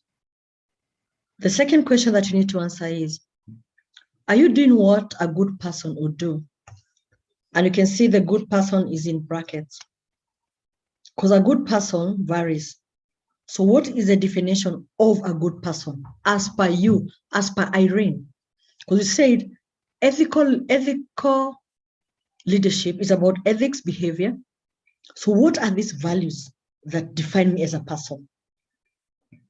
Are you respected by others for your actions and decisions? When you make decisions, how do people react? Do people respect you for that, or they're like, we've had people say, we are talking pelekea kesi tu, achana huyo tu. Tunajua tu, we just know the outcome. Are those people who respect you? Or do people say, wow, I know whatever decision Irene is going to make, if it's Irene who made that decision, I agree. If it is X who made that decision, no way.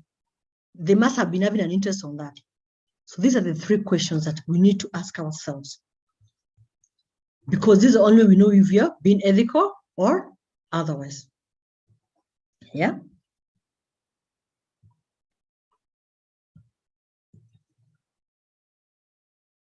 Do you treat others equally, fairly, and generously? So it's like I'm saying, all these things we have them. Yep. Are you honest toward others and your organization? And how can you be honest to your organization? Timekeeping in the office. You're supposed to be in the office by 9. You come in at 10. You leave at 3. You're not being honest to the organization. You're not earning your salary. Yeah. Are you serving the community?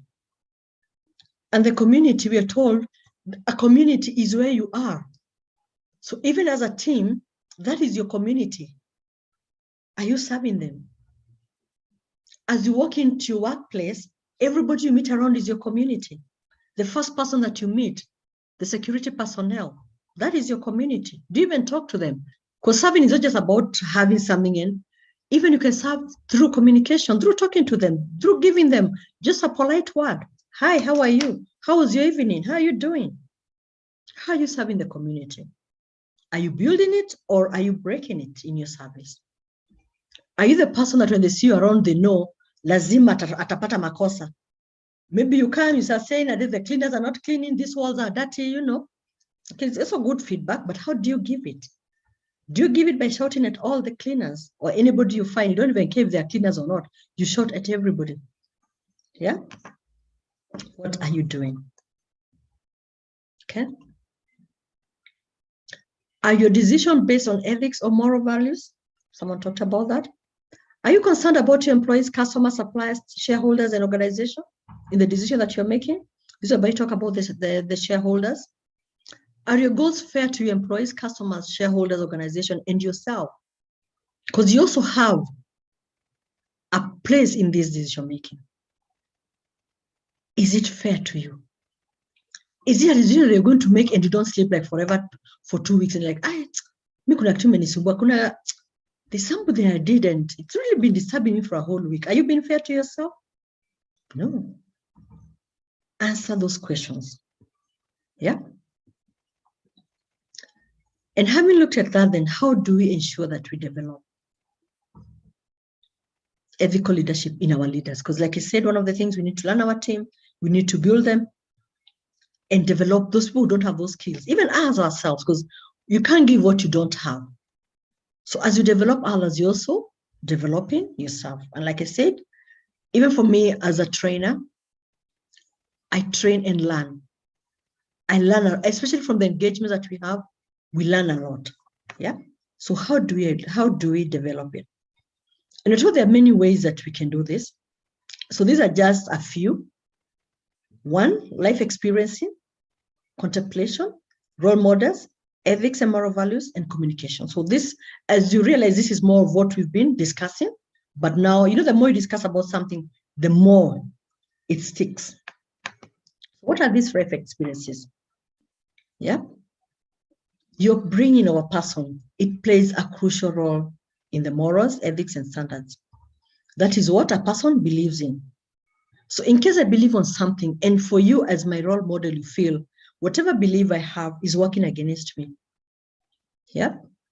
So a person who has been brought up in an environment where he's taught to be ethical and moral will be more inclined to an ethical leader.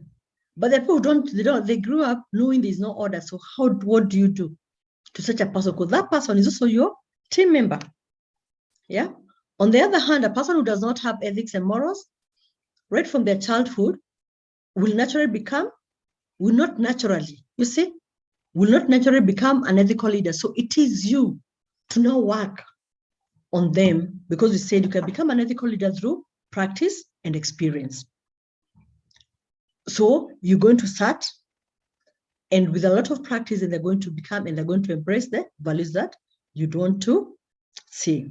However, it's possible to train such people to become ethical, and the life experiences also play a crucial role in forming and uttering the ethics and morals of a person.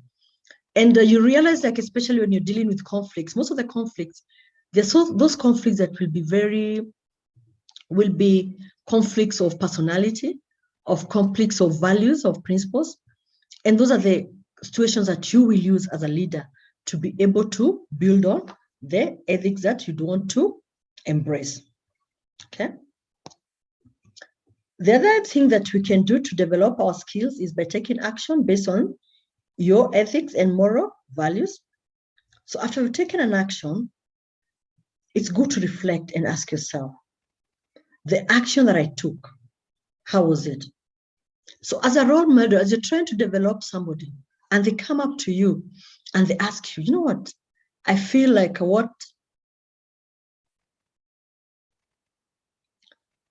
they feel like what you told them is not, there's someone who has logged, with 86, they've logged with the main ID. So kindly, it's always good to put your name, kindly if you can, and mind your name so that we're able to interact well.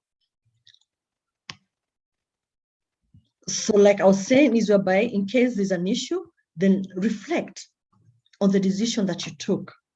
That action, what could I have done differently? Because at times you make a decision, and I'm sure all of us, you make a decision at times you're like, that one has gone through, but I really don't believe, I think I should have done it differently. That also helps you in terms of building your ethical leadership skills. Because by reflecting and thinking, then whether you took the action you took is moral and ethical, and is it in sync with organizational goals, then that helps you in building it up. Therefore, as a leader, who you find ourselves, we're always under constant pressure from your work, as well as from the superiors to produce results at all costs. Because at times, based on the pressure, you find yourself making a decision, not because you believe in it, but because of the pressure. And that's why I said earlier that when you find yourself in such a circumstance whereby you have to make a decision because of under pressure, always pause back and ask yourself, what could go wrong or what could go right? So that you don't make a decision, then later you start asking yourself and you blame for something that you'd have done better. The role models, I can't emphasize on this. We discussed this at length. And we're told that it's a prime duty of a leader to act as a role model for others and to set moral examples for his subordinates. Leading by example. Research has shown that people learn quickly and efficiently when they observe others and try to emulate the observed behavior. Very true. And I'm sure most of us will always sit back and say, I do this because I saw so and so do it, and I like the way they did it. You know? So even as a leader, if you want to be a good ethical leader, let people look at the way you do things. When there's a conflict, how do you manage that conflict? The way you manage it, they will look at it and they're like, wow, I think I like it. You hear people say, wow, I love the way so-and-so is always calm. Even in the midst of crisis, they are calm. So meaning they're looking at that behavior and they're like, I would want to have that behavior. And I know maybe when I look about, I tell people, and I think about role models, there's one guy that really, God rest his soul in peace. And this was our former president, His Excellency President Mwai Kibaki, God rest his soul in peace. I loved his calmness, that regardless of everything that happened, he was always calm, you know? And at times I ask myself, what does it take to be calm? So that's the challenge you should be giving ourselves. I'm like, what is it that people look at me as they're nicknaming me and they're saying, I would want to be like so-and-so, okay? Because one of the things you're told is that people want to model the good behaviors. And fortunately, even the bad behaviors, The people who like seeing if somebody has a bad behavior and maybe their morals are okay, they don't feel compromised, they start trying to behave like them. Okay. Thus, whatever you do as a role model should ensure that the behavior that you have can guide other people in case they want to build it, because they will look at you and they are like, I don't perform the same actions in future. Okay. A role model, of course, acts as a mentor who helps in social learning, where you're told social learning involves learning in a social situation where an individual models the behavior of a more experienced leader or colleague. Therefore, we encouraged and told that it's very important that ethical leaders serve as role models to their subordinates and follow the modeling of their own leaders to develop the ethic leadership. Because even for us as leaders, as people are modeling us, we are also modeling other. We also being models to other people. Ethics and values, we've discussed this. This is purely about compliance, rules, guidelines, regulations, and laws.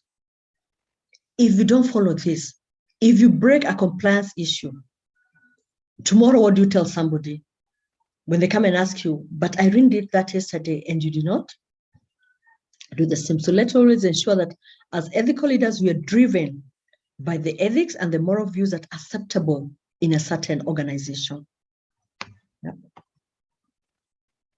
Because you're told each organization, and I agree, all of us seated here, if you have time, maybe I can just ask as I'm continuing, maybe you can chat and tell us your organization, what values are displayed, because I know most organizations, when you enter, there'll be the values, but do you live them? Do you understand them? Yeah, someone talked about the value of integrity. All organizations, I think almost all organizations have that value as integrity, as a value. But do you understand it? Do people understand it? Do you, as an ethical leader, live it? Yeah. Because if you don't follow it as a leader, then what becomes? People are looking at you, you're the one who's breaking.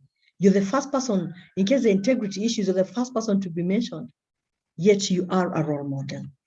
Okay, so key is to ensure that we comply with the rules, the guidelines, and the regulations. Yeah.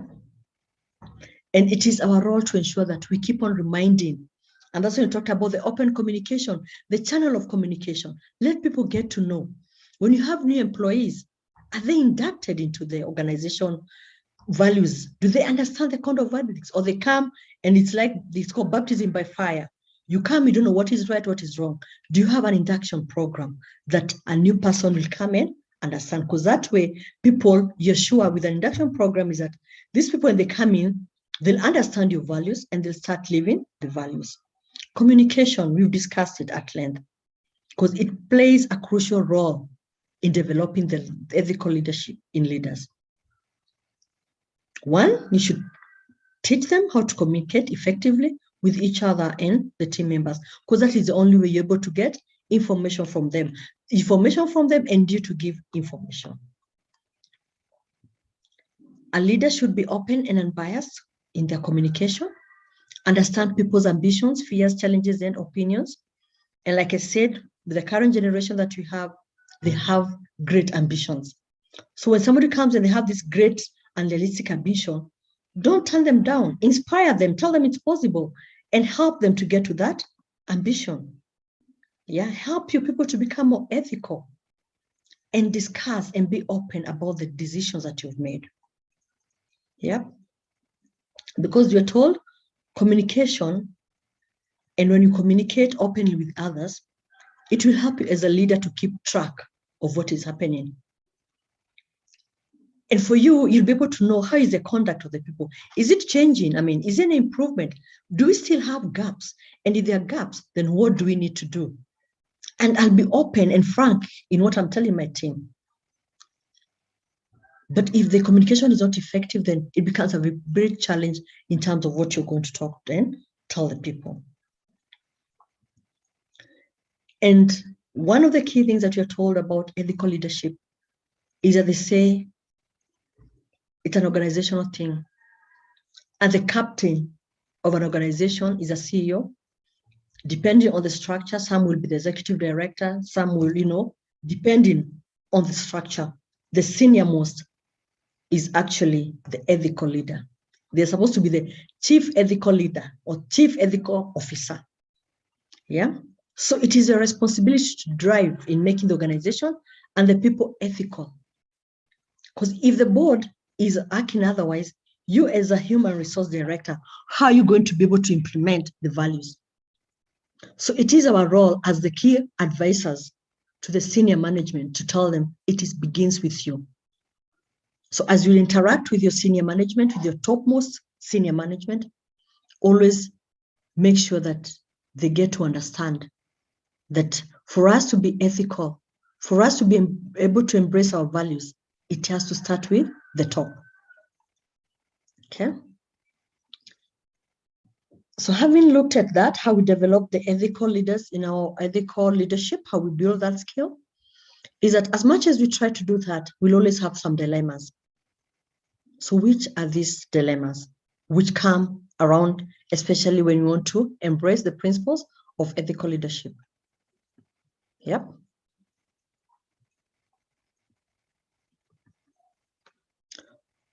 So one, we need to understand what is it when we say a dilemma, what is it?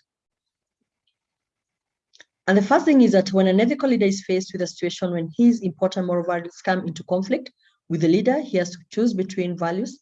That is a dilemma. Yeah.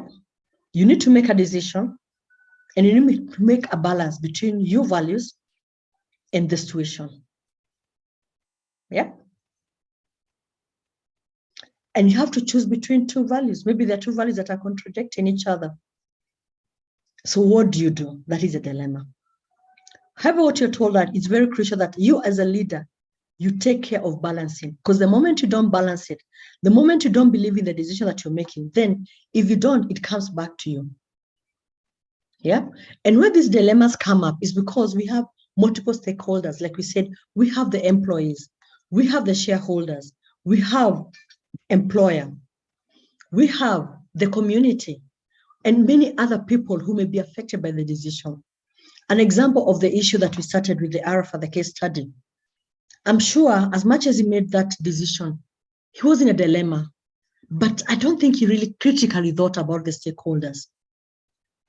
He more put an emphasis on his personal. He put more emphasis on his personal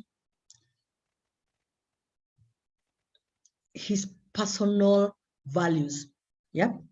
So as a leader, we encourage that as we make this dilemma, as we get into these dilemmas, let's be objective in the decision that we make. Then it becomes even more challenging if you have to make a decision that is right for all the people being affected. Because everybody in a way is being affected. However, you have to ensure whatever decision you've made is right. So what do you do? And that's why you ask yourself, the right good decision to make is this. And you have to be ethically right. And if it's an organization, economically right. So how do you balance that? So those are the dilemmas. So when you hear about ethical dilemmas, those are the dilemmas that we may be faced with, and they will be there. Yeah. They will be there in everything that we do, because at times you want to make a decision and you're told for us to be able to have financial, we need to have a good financial picture. So we need maybe to do something, cost cutting. All of us know when we start the cost cutting, the first thing they talk about is the staff. Unfortunately, it's very unfortunate, but most organizations do that. So what do you do? Yeah. Yeah. Because at the end of the day, what you want to achieve as an ethical leader is that to ensure that everybody wins. Yeah.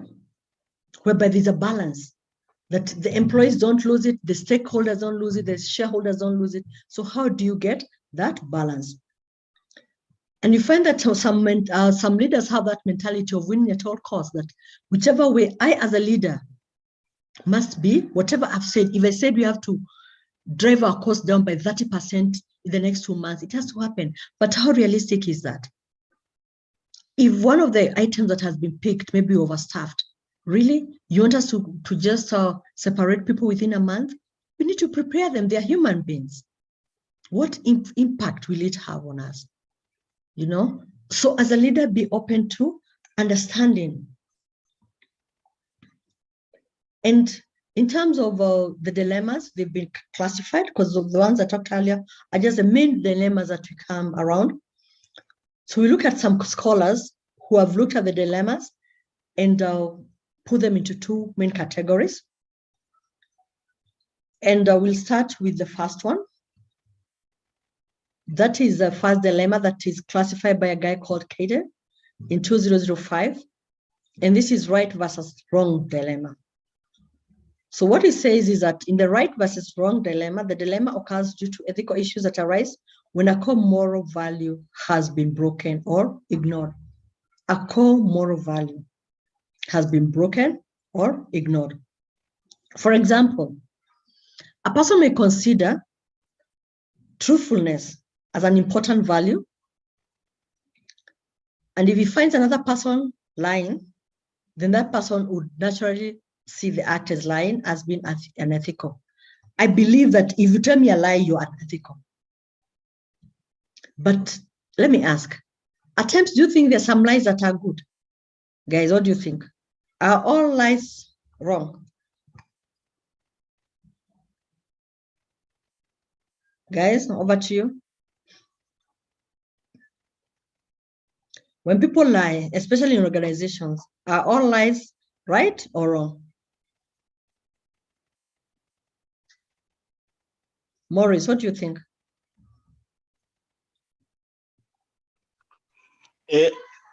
For me, Irene,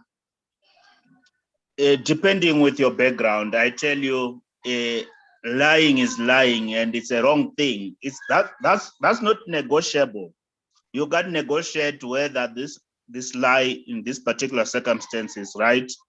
All lies are wrong at any time. That's my viewpoint, given my moral standing.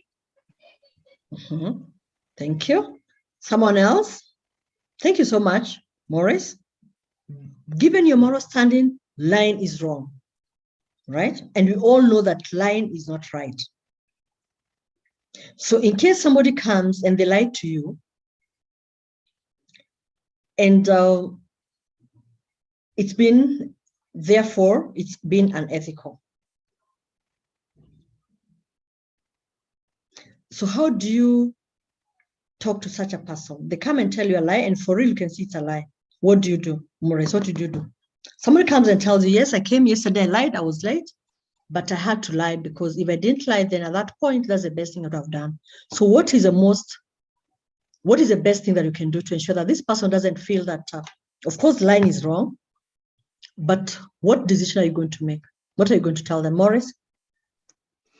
Yeah, in that circumstance, Irene, I just need to be courageous, look them straight in their face and tell them that indeed, yesterday you lied, and in line with our values in an organizational setting, our code of conduct, that amount to a misconduct, and as such, subject to the magnitude of the lie, Irene, maybe a formal warning should be given to them, or it will be just a verbal warning to them, and tell them not to repeat the same because it's not aligned to our values and norms as an organization. Because if you allow such to happen again, Irene, and if you don't make them an example, imagine if it spreads to other colleagues. I tell you, the whole organization, it will become rampant, and that's not a good place to be. Absolutely. I wanted to hear that. It's embraced in our value system. Because if you allow it and someone's like, no, I had to lie because I didn't know what to do. And they're like, well, it's okay, but next time, don't lie to me. What have you done? You've opened a can of worms. Yeah. So what you should do is that it's embraced in our value system. And because you lied, of course, there is some choices have consequences. And because of that, you're going to get a written warning, you're going to get a verbal warning, but some action has to be taken because that's the only way you're able to build on the values or be ethical. Because the moment you allow that simple thing, some people will say, no, even in the Bible, it says some small lies are not bad. The people try to justify lies. Actually, when I say that, I really wanted to just vibe it up. There are people who they're like, I know it's good to lie. Some lies can save a day, my friend. If it is in your value system that you shouldn't lie, why should you lie? Because at what point do I know that Irene today is telling me the truth or they're telling me a lie? Okay, it is a dilemma, and that's why it is something that is being discussed. Right versus right dilemma. The second type of dilemma is classified as right versus right. And in this, the dilemma occurs due to ethical issues that arise when two core values come into battle with each other. Everything is right, but what do you do? I am a Christian, I believe in this. Yeah. So in this case, you're told a leader may face such a dilemma when both the core values are important to him and one value shows powerful moral arguments to one course of action, and the other value shows powerful moral arguments for another course of action. In such a dilemma, the leader has to choose between the two courses of action, as he cannot choose both. In such cases, ethics is a matter of right versus right. I can't agree more. What two values that are contradicting, they're all right. So as a leader, what do? You have to choose between the two.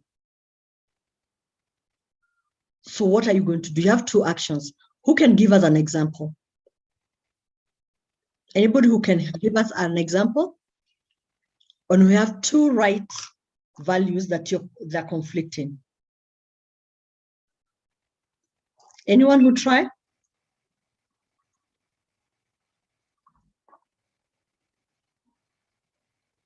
Anyone who would want to try? Okay, let me give you an example. One of your values is to be innovative. Innovation, is it innovation? Yeah. So you come across an employee who is very innovative and has come up with a very innovative way of doing things, and it's working. However, he just discussed it with his supervisor, and his supervisor allowed him to go on. Maybe you're dealing with customers. So based on that innovation, you've been able to save, let's say, like maybe you're able to reduce your cost by 10%. Then one day, as you're going through your reports, you pick something that you find, this is not the way we are supposed to be doing this. So what do? So you call the supervisor and you're like, wow, I'm happy your report shows that you guys have saved 20% of the cost this month. However, I don't understand.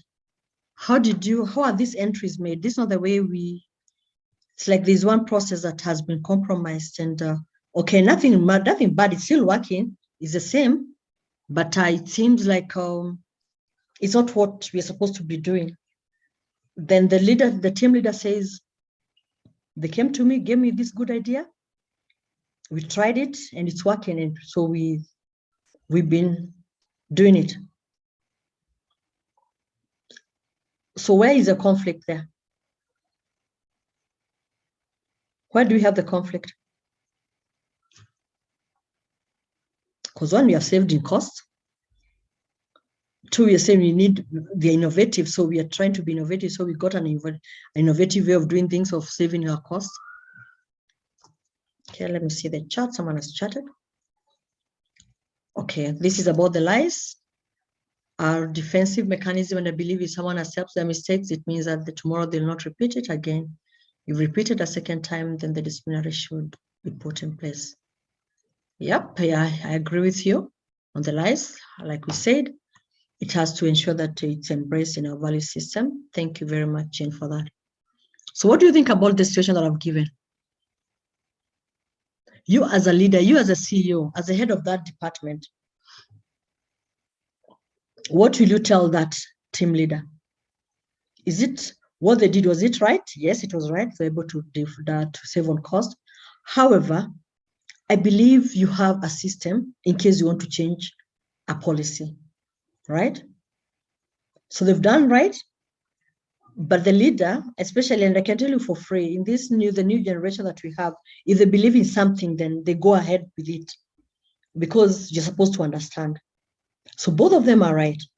But now you get into a dilemma. And the question you ask yourself, do you punish the leader? Or do you punish the leader, or do you punish the person who came up with an innovative way? And if you punish the leader is saving you costs. So what do you do? Question.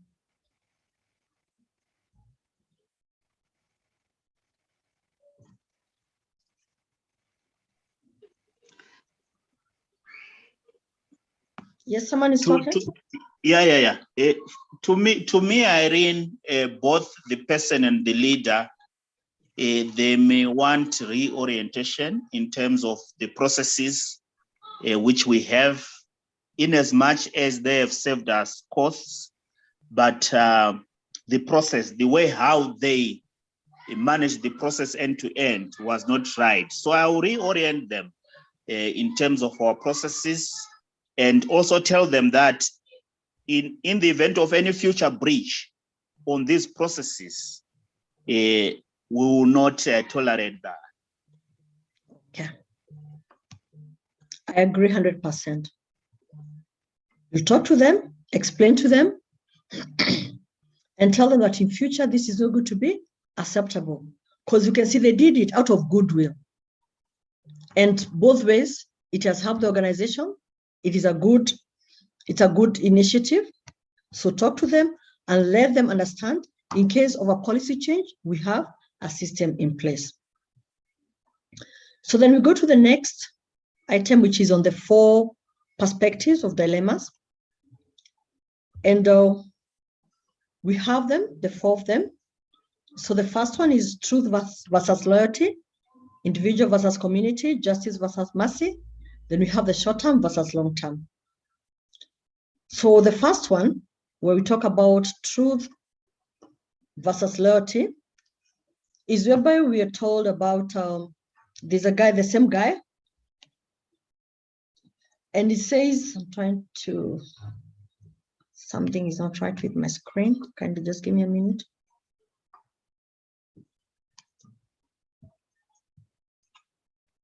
Just a second.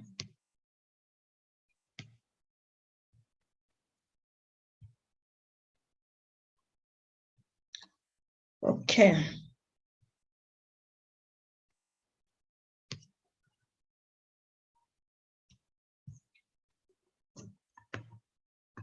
So the first is we're talking about truth and loyalty. And in this category, the leader is faced with the dilemma of conflict between honesty, integrity, against allegiance, duty, and promise keeping. So how do you balance the two? And maybe it will be a situation whereby the truth and the duty, like now, I imagine some people like now, and these are questions sometimes I ask myself, especially for people in different, like I said, all of us have a supreme being that we believe in. I think there's some things that you can do. And the call of duty says that you have to go and talk maybe to your spiritual leader. And when you tell them whatever you tell them, the question comes in case it's something that requires some action, maybe let's say, God forbid, if you have killed someone and you go and tell somebody, you go and this person has a duty not to say what is supposed to be said. So how do you balance the two? So and I think here, this is where I say, as an ethical leader, it's up to you to balance the two and ask yourself, which has a major impact and which will make my conscience free. If today somebody comes and tells me they're very truthful, but I know whatever they've told me, the impact. So what will I do? And that's when the dilemma comes. So, and that's a personal decision. And when you look at being that ethical leader, the honors will be on you to ask yourself, what is the right thing to do? And we go back to those questions that we are asking. We were saying, what is right? What is the impact? then finally you're able to make that decision. We have the next category, individual versus community. This is where the leader is faced with the dilemma of conflict between themselves versus self versus others, or smaller versus larger groups. You need to make a decision. Someone like Arafat, for me, I think this is what he battled with, individual versus community. He decided to go with his own individual value. So for you as an ethical leader, you need to look at this and ask yourself, am I making this decision for me? Or am I making these decisions for the betterment of the community? Evaluate it accordingly. The other perspective is justice versus mercy. The leader, as an ethical leader, you face the dilemma of conflict between fairness, being impartial, and equal application of the law against pity and care. And this is where the human rights come in. And I believe someone like Abraham Lincoln, when he spearheaded the ending of slavery, he must have been driven by this perspective, who is like justice versus mercy. Are we really being merciful to these people? What is my obligation as a person? He was a lawyer. He must have told himself, no, these people have to stop suffering. Okay. The fourth one is short-term versus long-term in this category, is whereby a leader is faced with dilemma on conflict between immediate needs or goals versus future needs or goals. So this will also be a dilemma. You need to make a decision. You have to think about tomorrow. There's a decision that you can make today. What is its impact in the long run? So these are some of the dilemmas that you're going to be faced with, but I go back to the root. It is a personal thing, and you have to ask yourself various questions. What is the impact of my decision? Is it right or wrong? How does it affect the community? How does it align to our value system? How does it align to my moral standards? The acceptable moral standards. Like we said, if somebody comes lying, is that acceptable? No, it's not acceptable. So there must be some form of punishment. And punishment, of course, is not just about beating people, even a verbal warning, even a discussion telling this person, no, that was wrong that you lied to us yesterday. So we have to ensure that we do that. And we're told one of the most common methods of overcoming ethical dilemmas and to make ethical decisions is to use moral courage. You have your morals. Don't be weak when you're applying them. Yeah, because as a leader, you believe in identifying the risk, involving in applying the values and ethics, and finally braving out the hardships that have to be faced owing to the application of the ethics and moral values to one conduct, decisions, and behavior. I know it sounds very easy on theory, but I know it is not easy, and that's why they talk about moral courage. You need to have the moral courage for you to be a good ethical leader, and especially when you're faced with ethical dilemmas. After you've weighed and seen that this is the best way to go, then get the moral courage, be able to sell your decision so that you can get a buy-in and everybody finally supports the decisions that you have recommended. Okay.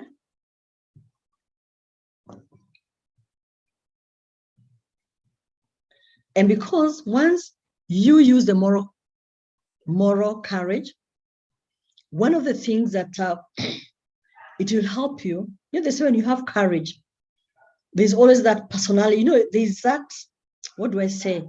There's something that comes or you feel as you talk, you have that courage about something, you believe in it so much that even if people doubted it, they're like, oh, I think the courage that they have, there's something that we don't know. Yeah. And that can only come when you stick with the right decision. And the moral courage calls that if you believe in a decision and you want to overcome that ethical dilemma and you have to present that decision, don't go there and start saying, I think you're right. Maybe I didn't look at it from that perspective. The moment you start that, then it shows you're not very clear about what you're doing and you're not sure about the decision that you're making. So kindly ensure that you stick to your decision because you've done your due diligence. You've done any listening that you needed to do, and based on the facts that you have on the table, objective facts, you believe that your decision is right. Yeah, because of the point, you can have people who will come and even try to misdirect your decision. So kindly ensure that you maintain that moral courage. So this is more of just a question, so allow me to pass that and you go to our next. And we want to look at ways that determine the strengths of how to determine whether you have that strength of that leader. You know, we want to be ethical. We want to be those ethical leaders that people look at us and are like, wow, I want to be like so and so. The first thing is that the value the establishment. Do you value the organization you work with? Or you are a leader and you're the first person to challenge it. I say, I don't even know how they do things. If I even in that meeting, you know, do you follow the functioning governance structures? Do you give importance to the governing structures? Do you communicate? Maurice said it very well. Somebody has lied. Yet we have a code of ethics. Do people understand it? Do they know that honesty? Do they know that if you come and lie, that is wrong, you violated? Do you take proper action against people who have violated these values? Do you support proper control mechanism within the organization? And do you use established proper anonymous feedback mechanism to know about the breaches? All this determine how strong you are as a leader. Make sure that you inform your management on issues, especially when there are dilemmas. Always ensure, I tell people, if you're faced by a dilemma when you're making a decision, it's always good before you give the verdict or the final decision, discuss it maybe with your supervisor or the senior management so that they get to understand your point of view. Take advice and feedback from everybody around you. Be open to suggestions from various stakeholders. Seek open and honest feedback from colleagues. I know people love feedback, but unfortunately, most of us tend to enjoy when we get positive feedback. But how do we behave when we get negative feedback? Do we take it positively? Do we take it as a forum to enable us to grow? Are we open to being challenged on important issues that we believe, I am the expert, so what are you challenging me? And respond positively to questioning the criticism of your own team. Everything above all, lead by example and living the values. Because that is the only way that you can show that you are an ethical leader who has strength in what you're doing. And because of that, what are these responsibilities? I know as we're coming to the end, we're now coming to us. I've learned the theory bit of it. So after this training, what next? So what will be my responsibilities? What do I need to do? Yep. So one, let me show you the responsibilities. And these responsibilities is to everyone, to your subordinates, to your peers, to your seniors, to the organization, to everybody. One, do you understand the values of the organization? Do you have the focus of the organization's success first rather than your personal success and ego? In whatever position that you are, is it about you or is it about the organization? Do you hire the best people and develop them to fit the organization values and ethics? What kind of questions do you ask when you're hiring people for you to determine their values and ethics? Do you communicate clearly about your ethics? It is your responsibility. If you don't, then just know you failed. But like we said, we are learning. And these are the things that we're going to do once you're done from this training, as we formulate our action plan. Do you have clear, defined processes and routes to address any kind of disagreement that others may have to your views, decisions, and opinions? And these opinions may be even the organizational opinions, maybe. There's something you want to implement. Do you have the buy-in? Have you gotten the feedback from the people or the users? Are you empathetic? When you make tough decisions while seeking to ethics and moral values at the same time meet the organizational goals, how do you do it? Do you do it the Kifua way or do you do it in a diplomatic way? It is your responsibility to be aware of your limits of the values and ethical principles. I can practice up to this much. It is your responsibility as an ethical leader to carry out your actions in a behavior and a conduct that is ethical. And these are some of the things I think some we have talked about earlier: good character, integrity, how you communicate. You should also maintain a balance between basic value creation and ethical legitimacy. Do you have that balance? Or you're so ethical, you're so, your mind is focused on one thing. You don't look at its value as you're making those decisions. That is our responsibility to maintain that balance. Because as an ethical leader, we are told once you make a decision, you should not say that, I just had to do it because of you're supposed to own it. You're supposed to have that balance. You're supposed to ensure that your conduct, your behavior is not compromised in any way. Because imagine if your behavior is compromised and tomorrow you're supposed to be taking action on somebody who has been harassing people at work, yet you're the key chief harasser. You harass everyone. Everybody you meet on the corridors, they see you, they run away. Yet tomorrow you're supposed to discipline someone. How is your behavior? It is our responsibility to ensure that we walk the talk. And as a good ethical leader, this is just a tip, is that we must convey the following to our team members. One, how they should develop their unique identity. What they are at present, let them know. This builds a lot of confidence. They build their self-esteem. What they can become in future, inspire them. How they live at present, and not where they live in their houses, but in a working area. We're looking at the working environment in this case. How could they live better in future? How are you building your teams? Is your team a supportive team? Or is your team a team that you have divided and rule? The divide and rule principle, that there are people who don't talk to each other, yet you pride yourself to be a good ethical team leader. So what are these traits that you're going to embrace? Because as you talk to your team, also there's some traits that you need to have. And I want us, as I'm going through this, as I talk about one trait, you ask yourself, do I have it? And this is whereby I know you have notebooks, because for us, we just have to have that self-reflection. Do I have this trait? And I go by the first one.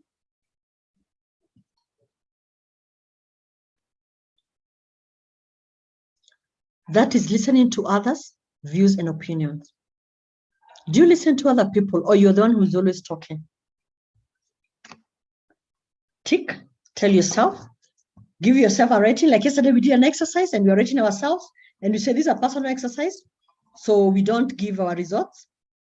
So at a rating of 10, 1 to 10, 10 being the highest, kindly, you rate yourself. How do you rate in terms of listening to others' views and their opinions? Yep.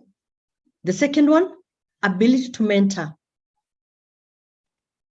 Do you have the ability to mentor people? And we are told we should not only mentor other people with respect to their job responsibilities, but to also install the qualities of moral values, ethics, integrity, honesty, and character. This person came and lied yesterday. I loved what Maurice said. I'm going to talk to them, tell them that lying is not good. You're building that value in that person. Are you good at mentoring? Do you have the ability? And we are told all of us have the ability to mentor, but how we are doing it, is it working? Are we mentoring other people? Yeah. Are we encouraging our subordinates to stick to their moral values? Are we accepting their mistakes and weaknesses and help them to learn? Rate yourself 1 to 10. Number 3, sharing credit for success with others. There's some supervisors, when things work well, it is their joy, it is their success. They will never tell the other people, thank you so much for making me who I am. And I tell people, as a team leader, you are who? You are as strong as your team. If your team does not support you, trust me, you don't get anywhere. So when they do a good work, give them credit. Don't just take their credit. appreciate them. That is the essence of a good ethical team leader.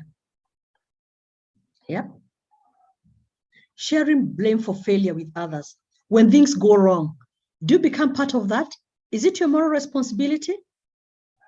Or for you, it's like, no, I wasn't there. In fact, I was on leave. I was on leave for 2 weeks. So me, I don't know what happened. All this mess happened when I was away. It means when you didn't delegate well as you're going for leave. And I tell leaders, as much as you want to do the blame game, you may be exposing your weaknesses. It is your moral responsibility to share the burden of mistakes with the offender, especially in front of the management, because they're your team members. Deal with the management, take the bashing, like I call it the bashing, but when you go back home, deal with your team accordingly. Ask them what happened, what went wrong. You could have just called me when I was away on leave, but don't say that I wasn't there, I'm not part of it, As a good ethical leader, you take responsibility because you're all a team. And you should speak on their behalf. When people are challenging and they say, this department, you are the ambassador as a leader, okay? And you should also ensure that you convey to the management that you, as well as your team, would make up for the mistake, because making a mistake is not the problem, but do you admit? Do you say, thank you for that feedback? We're sorry for that mistake, and we promise that next time you're going to be more keen, Okay. The fifth one, be aware of your one's weaknesses. Yesterday, we talked about self-awareness. Understand yourself. Know your weak areas, because that is the only way you're able to know how to behave when things go wrong. In fact, they say being aware of your weaknesses will help you to be conscious, especially in times when they become an obstacle in your path of ethical leadership.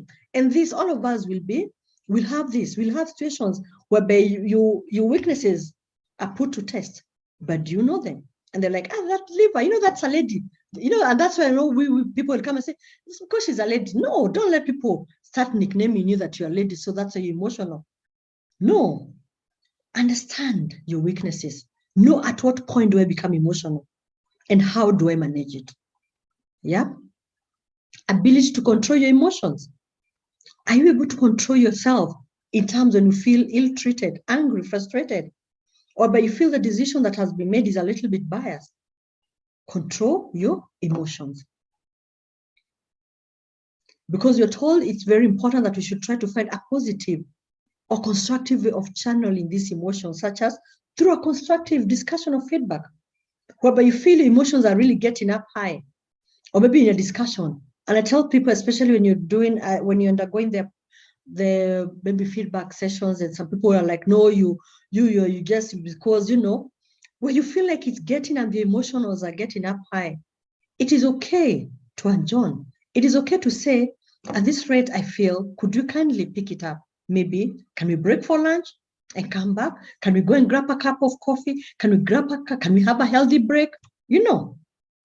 Such that you're able, and especially if you're the one who's managing that session, because you feel now, where I am right now, if somebody says something next, I think I will just blow the roof. So look for a creative way of just breaking it up. And you're like, let's go for a healthy break. And by the time you come back within 2 minutes, you've already been able to compose yourself. Ability to control your emotions. Knowing to replenish in times of stress. We all have stress. But what is your mechanism to get back? What energizes you? It may seem like it's easy, but at times you feel you're stressed. I've hit it. I'm so tired. That's when you talk about the work-life balancing. How do you refresh yourself? There are those people, maybe they listen to music, they'll take a walk, they take a glass of water, understand. And what works for Irene may not work for the other person. So understand yourself and know what works for you, because maybe what works for me depresses you. So if you take for me, maybe like I love music, I'll listen to jazz and I'll be like, wow, at least I feel like my mind is getting back to normal. Maybe for you, when you listen to jazz, it irritates you more. So what happens? As much as you're stressed, it makes you more stressed. So look for something that works for you. Okay. The eighth one, managing directly. An ethical leader should learn to manage directly, even if he's high up in the hierarchy. Don't allow ego to get into your mind. Okay. Sticking to fundamental goals and values. It is your prime responsibility to stick to the fundamental goals or value system of the organization. You should learn not to compromise on your individual ethics and morals, as well as ethics culture of your organization. Stick to your values. For me, I believe lying is wrong. It is wrong. The organization says it's wrong. So whatever lie, however beautiful it is being crafted, it is a lie. Stick to it. And finally, communicating goals, visions openly. I think I've really discussed communication again and again. If you don't communicate, if people don't understand your code of conduct, they don't understand your values, they don't understand your visions, they don't understand your goals, then how ethical can you say you are when you're trying to, especially when you're trying to discipline them? Because they're like, me, I didn't know we have that kind of a value. So it is very important that we communicate these values and visions openly to all our employees. And we should encourage always a two-way communication, because it is very beneficial and help us to foster a sense of ethical culture in your team and organization, because you hear what the employees have to say and what you have to offer. So this is an example of an ethical leader. And if you allow me, I know we are supposed to finish at 11:30, but as you all know, we started a little bit late, so kindly. So we will, maybe I'll borrow a few of your minutes, so at least we're able to cover within whatever we need to cover within the hours that we had dedicated for this training. So this is a look of a real example of to understand the traits of an ethical leader. So I'll go very fast. And this is about a guy who's in operations. And I'm sure we're all reading, so I will pass it as you read. Yeah.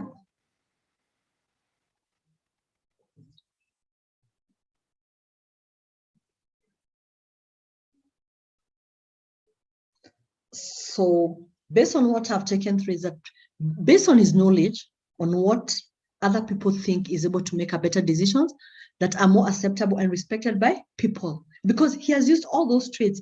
He has the ability, he listens to people, he gives them a forum. So all this is being done by other people. We can also do it. And that's why at times we bring the real examples so that we can ask ourselves, if they can do it, where am I failing? Which is this area that I require to improve on? He's also a great mentor. People depend on him for guidance. He's open and very helpful, and he's always available to his subordinate. Even his peers, like I said, you'll find that this manager, that people from all departments will always go to, and you're like, how comes everybody from finance is always going to this manager? It's because they're open. They share their credit with others. They're able to give their personal success stories. They are very inspiring. Just like this guy that we are looking at, his case studies. He attributes his as well as the team's overall success to each and every individual. Success is not just about him, it is for the whole team. Because I tell people, when you look at a team, it's like a house. A house without a pillar, if you remove one pillar, the house collapses. So even in success, everybody in a team that was involved in that success needs to be part of that success, okay? And because of that, he becomes the team members feel special, important, and cherished, because they feel they need to work hard because they've been appreciated. And we are told, when you appreciate somebody, you tell somebody, thank you so much. Trust me, tomorrow they'll give even much more, because when you're appreciated, you get the will to work even more. Okay, you can see all this. He uses various tools such as priority lists, to-do lists, and planners to plan his time more effectively. How do we plan our time? Every time we're busy, you've been busy the whole day, but you cannot attribute even a single thing of what you've done, okay? This ability of identifying his weaknesses, working on, makes him seem more human to his subordinate, because people believe he's part of us. He's also human. He also has some weaknesses. And this can only happen when you share your weaknesses with your team members. Okay, so we continue. And again, you're saying he's in total control of his emotions, emotional intelligence. He does not let his emotion take over his brains and direct his behavior. How many times have we fallen short of our emotions? How many times have we let our emotions drive us as we're making our decisions? Okay. He cracks jokes. Be funny. Don't just be that serious person, you know? So he tries to lighten the mood of everyone around him to make sure that the stress that they're feeling are elevated and they can work to their best abilities. Be a boss, not just, you know, they say all work and no play makes dull. Jaka, dull boy. Have some humor as you're working with your team. Have some sessions when you can go up and enjoy yourselves. Have a lunch, have some activity, have some team building activities. And so this trait makes him a great ethical leader because his team does not feel pressured or burdened by its leaders constantly reminding them of the crisis of work pressure, because they have a way of releasing their stresses. Okay. He still makes point of connect with each other, with his team members, and make them aware of the fact that he's there for them. Are you there for your team members? Okay, so we continue. So I just want to go to the summary of the trait. So this is whereby he's helpful in getting to being an ethical leader because his team members view him as a man who sticks to his morals and values. They also learn from him and respect him as their leader. So you see, respect comes automatically based on how you're treating people, they will respect you. And respect, don't demand respect, okay? And you're told he set to an example for them and create a culture of ethics and morality in his team and the organization because everybody wants to be like him. His communication, by all standards, is good. Yeah. So having looked at that example of that leader and having rated ourselves, we're rating ourselves from 1 to 10, whereby we're asking ourselves, how responsible are we? And when you look at the example that I've taken you through, what do you think? In terms, I was to rate myself as an ethical leader, where do I fall in that rating? That's a question that we need to answer. That's a question that the answer will help us to know the areas that we need to improve. Because I believe all of us, even if you're 10% or at 10, because you said the rating is 1 to 10, even if you're at 10, the biggest challenge will be, how do you ensure you're consistent? Because you can get it up, but how do you ensure that consistency? And for us to be able to do that, I'm going to give you tips as we conclude on how we can improve on our ethical leadership. And before I go to the tips, I just want to ask, is there anybody who'd want to share us an example or something that has come up as I was giving the example, and they can give us a real example of themselves in terms of trying to embrace the ethic leaders or the values or the principles of ethic leadership? Anyone who'd want to share with us? I open it up, please. Ladies, gentlemen, anyone who'd want to share an example?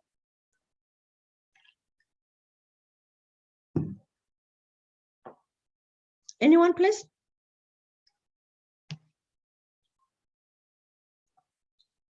Or we are still so searching ourselves? No worries.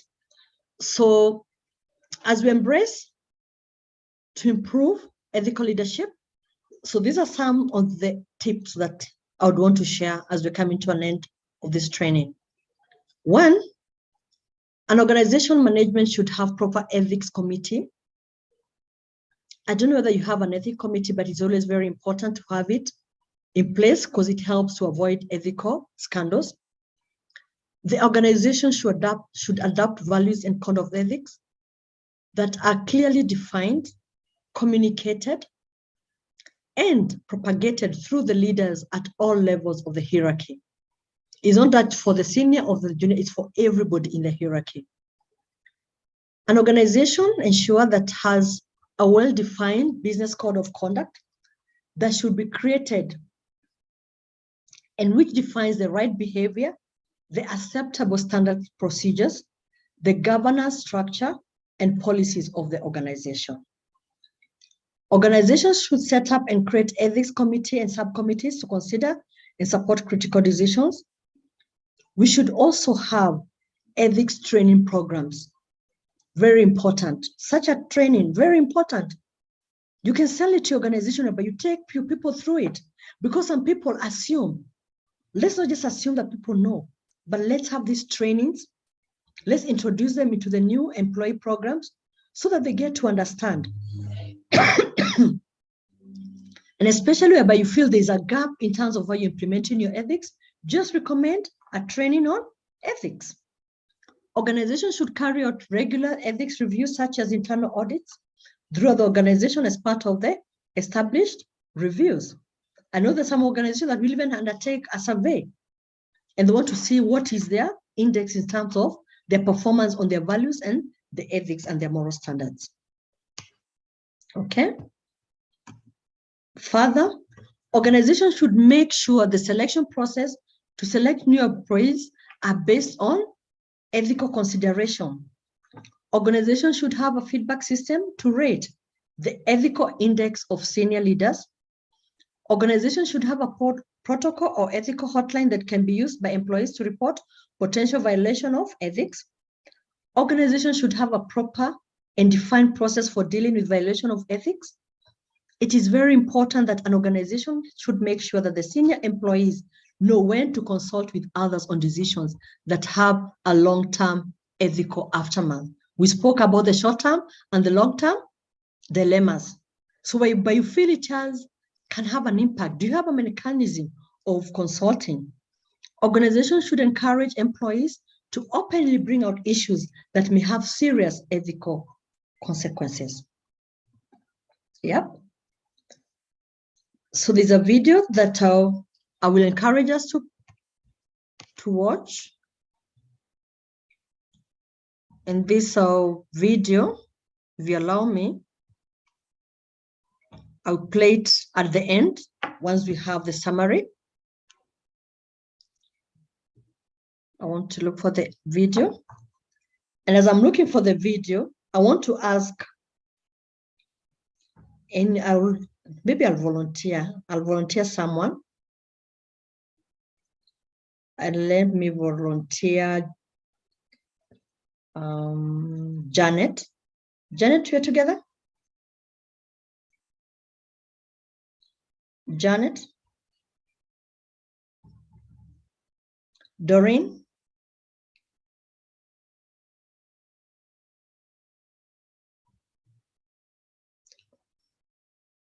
Emma? Is Emma with us?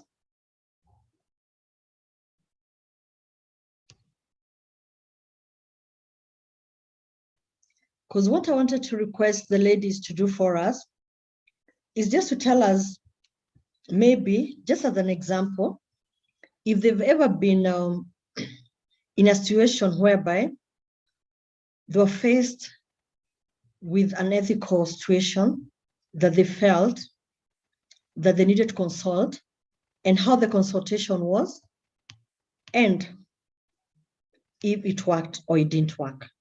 Or do they feel that the consultation added value or otherwise? So Mary, is Mary with us?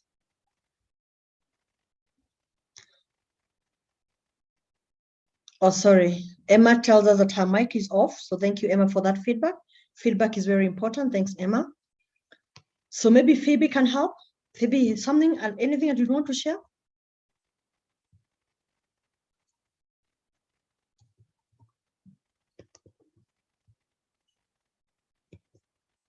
Anything?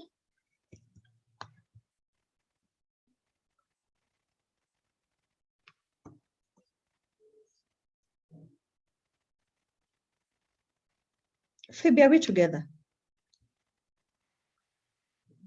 Okay, then based on that, then let me share my screen.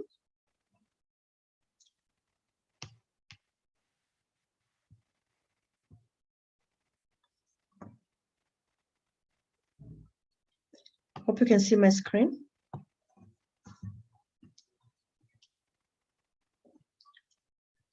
And okay, let me see the chart.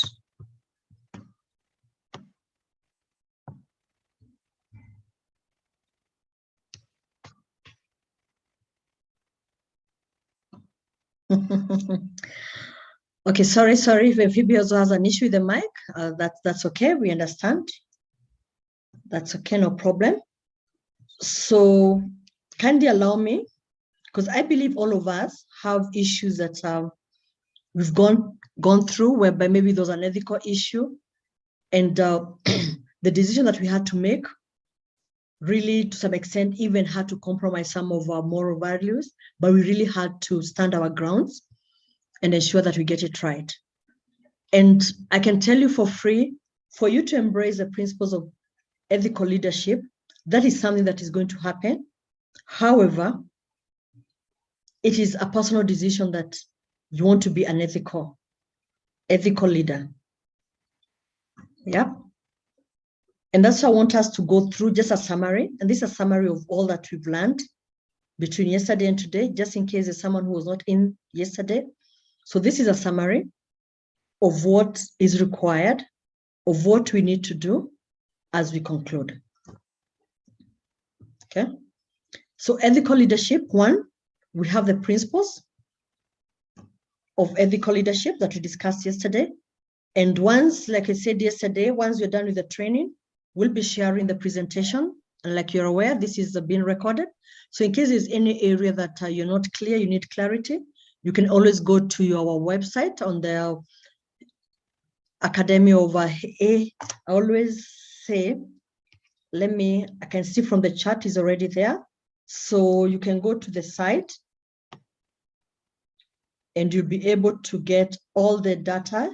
You'll be able to get, that is the ACHRP website. It has been shared, the link. Just go to that link and you're going to get this training as it is and any other trainings. And also you'll be able to get these presentations. So in case there's any specific area that you feel that you need clarity, also on our YouTube channel. And from there, in case there's any clarity that require, let's engage and let's make our YouTube channel active. So in terms of the ethical leadership one, the principles, we have making subordinates open to ethical leadership, elements of character, key traits of an ethical leader, developing ethical leaders in leadership in leaders. And why I'll not go through each one of them is because this is what we did yesterday. So this is more of a summary. Yeah. And to run us through in terms of the elements of character, like we can see them, we need to be trustworthy. We need to have an esteem.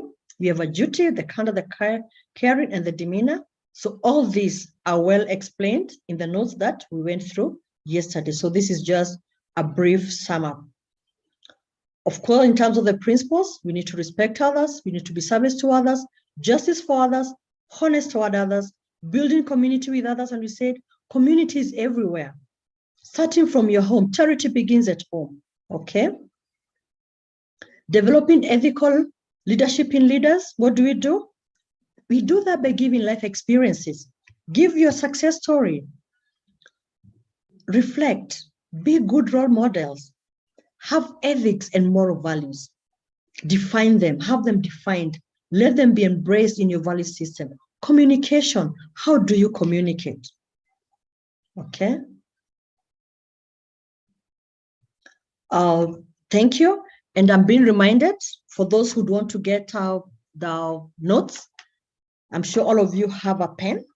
So once you log onto our website, that is https://achrp.org. The password is HR2021. It is on our chat. So kindly ensure that you write it up. There's also a WhatsApp number that you can WhatsApp to get the details. So kindly, so at least you get to interact, because I know we've learned a lot. So you need to make reference. So kindly be active on that and get that information, because that is the only way you'll be able to get the issues that maybe did not come up very clearly, or things that you need to make a reference. So from communication, the other one is making subordinates open to ethical leadership. Be role models. Preach what you know best. Don't be a person who talks and you don't know what. Preach water and you're drinking wine. Preach water, drink water. Encourage inclusive work culture. Ensure an effective whistleblower. Whistleblowers are not troublemakers, but they come to ensure and to give us issues that are happening on the ground. Encourage open communication. Key traits, very important, guys. Look at all this. This is what we need to do as we finalize, as we conclude on this training. Ask yourself, do I listen to others' opinions and views? Or I'm always talking when I go to those meetings? Do I have the ability to mentor? Being aware of, do I understand my weaknesses? Am I able to control my emotions? Do I know at what time to take a step back and say, I'm stressed. I need to re-energize myself. Do I share credit with others? Especially in success, or I take the credit. I'm the one who said it. If it was not for me, we would not have gotten this. Do I stick to the fundamental goals? Do I share blame for failure with others? Or it was about them, not about me? How do I manage? Do I manage people accordingly? Do I communicate goals and visions openly? And the beauty is that if any of these characters is missing, or we feel that I need to improve, there's always room for improvement. But it all starts by you acknowledging that I need to improve on this area. And this is a personal thing whereby you sit and ask yourself, how am I doing as a mentor? How am I doing as a listener? How am I doing in terms of my emotions? Because this is where at times you go wrong. You have a wonderful agenda. Then when you try to present it, people try to bash you, they're asking questions, and you get annoyed, you're not able to control your emotions. Even whatever good you had becomes diluted. Yep. And this is just a glossary on the things that we have, just for us to remember. One, character is an inherent complex of attributes that determine a person's moral and ethical actions. This means a long and thoughtful observation. Dilemma, a state of uncertainty, especially when you're required to make a choice between equally favorable options. Demeanor is a behavior attributes or the way that a person behaves towards other people. How do you behave? Do you treat people with dignity? You know, ethics. These are the principles, right or wrong. We talked about about this yesterday in length. Esteem is a condition of being honored, respected, and well regarded. And for you to have esteem, do you also honor the other people? Do you respect other people? Or do you just assume you're the boss, you know everything, you know? Role model. Are you somebody worthy of imitation? Ask yourself that. How you brought up, or helping somebody grow up to an acceptable member of the community. Your past is gone. How about your future? Maybe your background was different, but how are you? Where do you want to get into the future? Okay. The whistleblower that we said, let's always encourage a good whistleblower system. Weaknesses is whereby we have a weak point. It is not a death sentence, but it is an area of improvement. Because without weaknesses, then we have nothing. So everybody has their strengths and their weaknesses, and the weaknesses make us better tomorrow. So don't look at a weakness as a failure. Look at it as an area of improvement. And with that, my dear great people, I open it up to question and answers for our day 2. However, should you be having any question, you're free to, any question that may have been there for yesterday, you're kindly free to ask. So I'll open it up to you. And always, I'm encouraging, just go to the chat box and have a look. And as you said, I talked about our YouTube channel. Kindly, you need to subscribe to it. The details are there. And for those who have a pen, because maybe some people have challenges in accessing the chat, our YouTube channel is https://www.youtube.com/@ACHRP. Kindly allow me to repeat, but it's also on the chat. But just in case you're not able to do that, let me just articulate it for you. I go again. https://www.youtube.com/@ACHRP. And you're going to be able to see all this, the training that we've undergone between yesterday and today. and you'll be able to interact with it further. Also, kindly keep the chat busy. It's a time for questions and answers. So kindly, I'm waiting for the questions, comments, remarks, feedback. This is a time.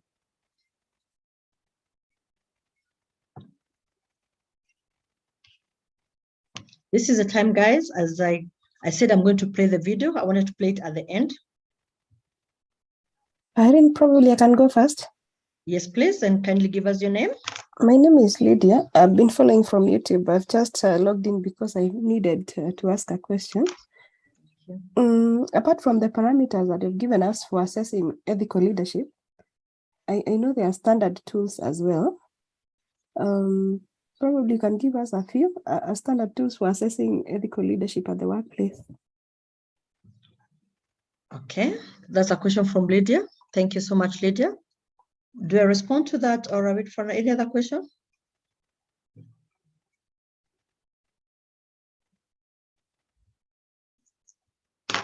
Okay, let me respond to that. And thanks so much for following us from the YouTube channel. Encouraging. In terms of the parameters, one of the things that I said for the things that we need to do as good ambassadors of ethical leadership in our organizations, because each organization is different. So what may work for us may not work for the other organization. So what I gave was the basic or just a basic guideline of what we can do. However, for an organization, I would encourage to have an ethics committee. Yep. Because when you have an ethics committee, then they're able to develop tools. Because, you know, if you're trying to measure, let's say, like a value of integrity, there are various things that every value is defined. And how my organization defines integrity may not be the same way another organization defines the integrity. So that committee is able to come up with tools. And in most cases, okay, the basic tool that you know about is a questionnaire. However, I know we have some online tools, but we have to formulate them. So each will be different based on the organization. However, if you have a committee that runs your ethics, it helps because I know they have some what do they call them? The workforce. They have some workforce groups and they're able to help each other. And based on what has worked for one organization and they share it, then you're able to implement it. But for me, what I gave was just very basic.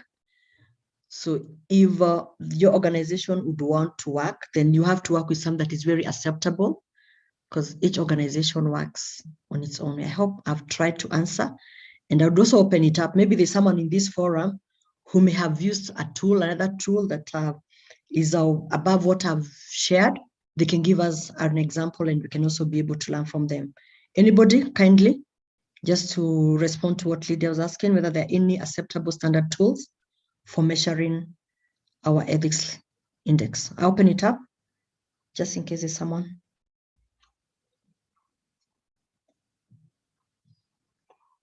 Anyone who don't want to share?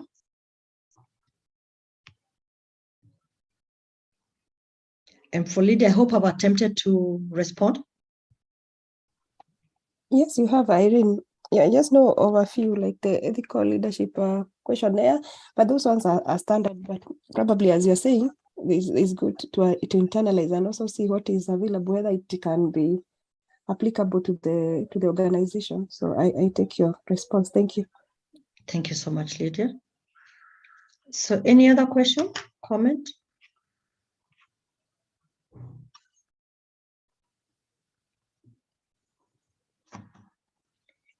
Yes, someone wants to say something? So I'm trying to play a video. Who is Khadija, you're talking? You want to say something? Your audio is off.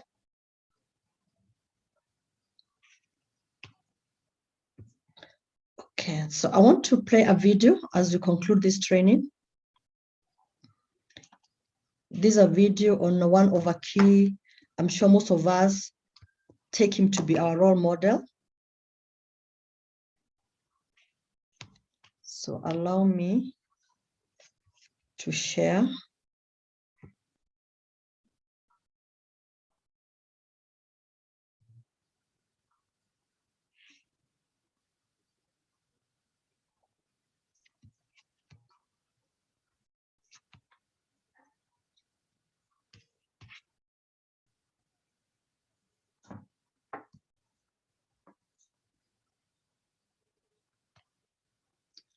Okay, I'm trying to get it. Just give me a minute, please.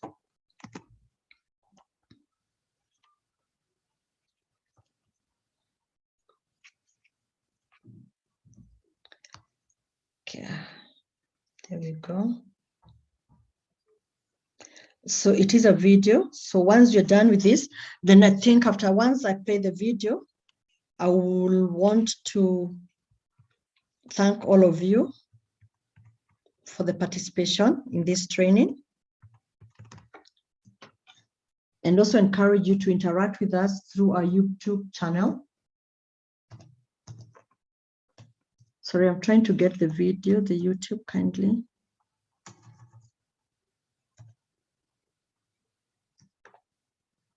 And also on the chat, in case there's any clarity that you require, I'll be more than willing to offer it. So let's just engage. Wow, it's giving me those things. You know those things when everything seems to. Okay, there I am.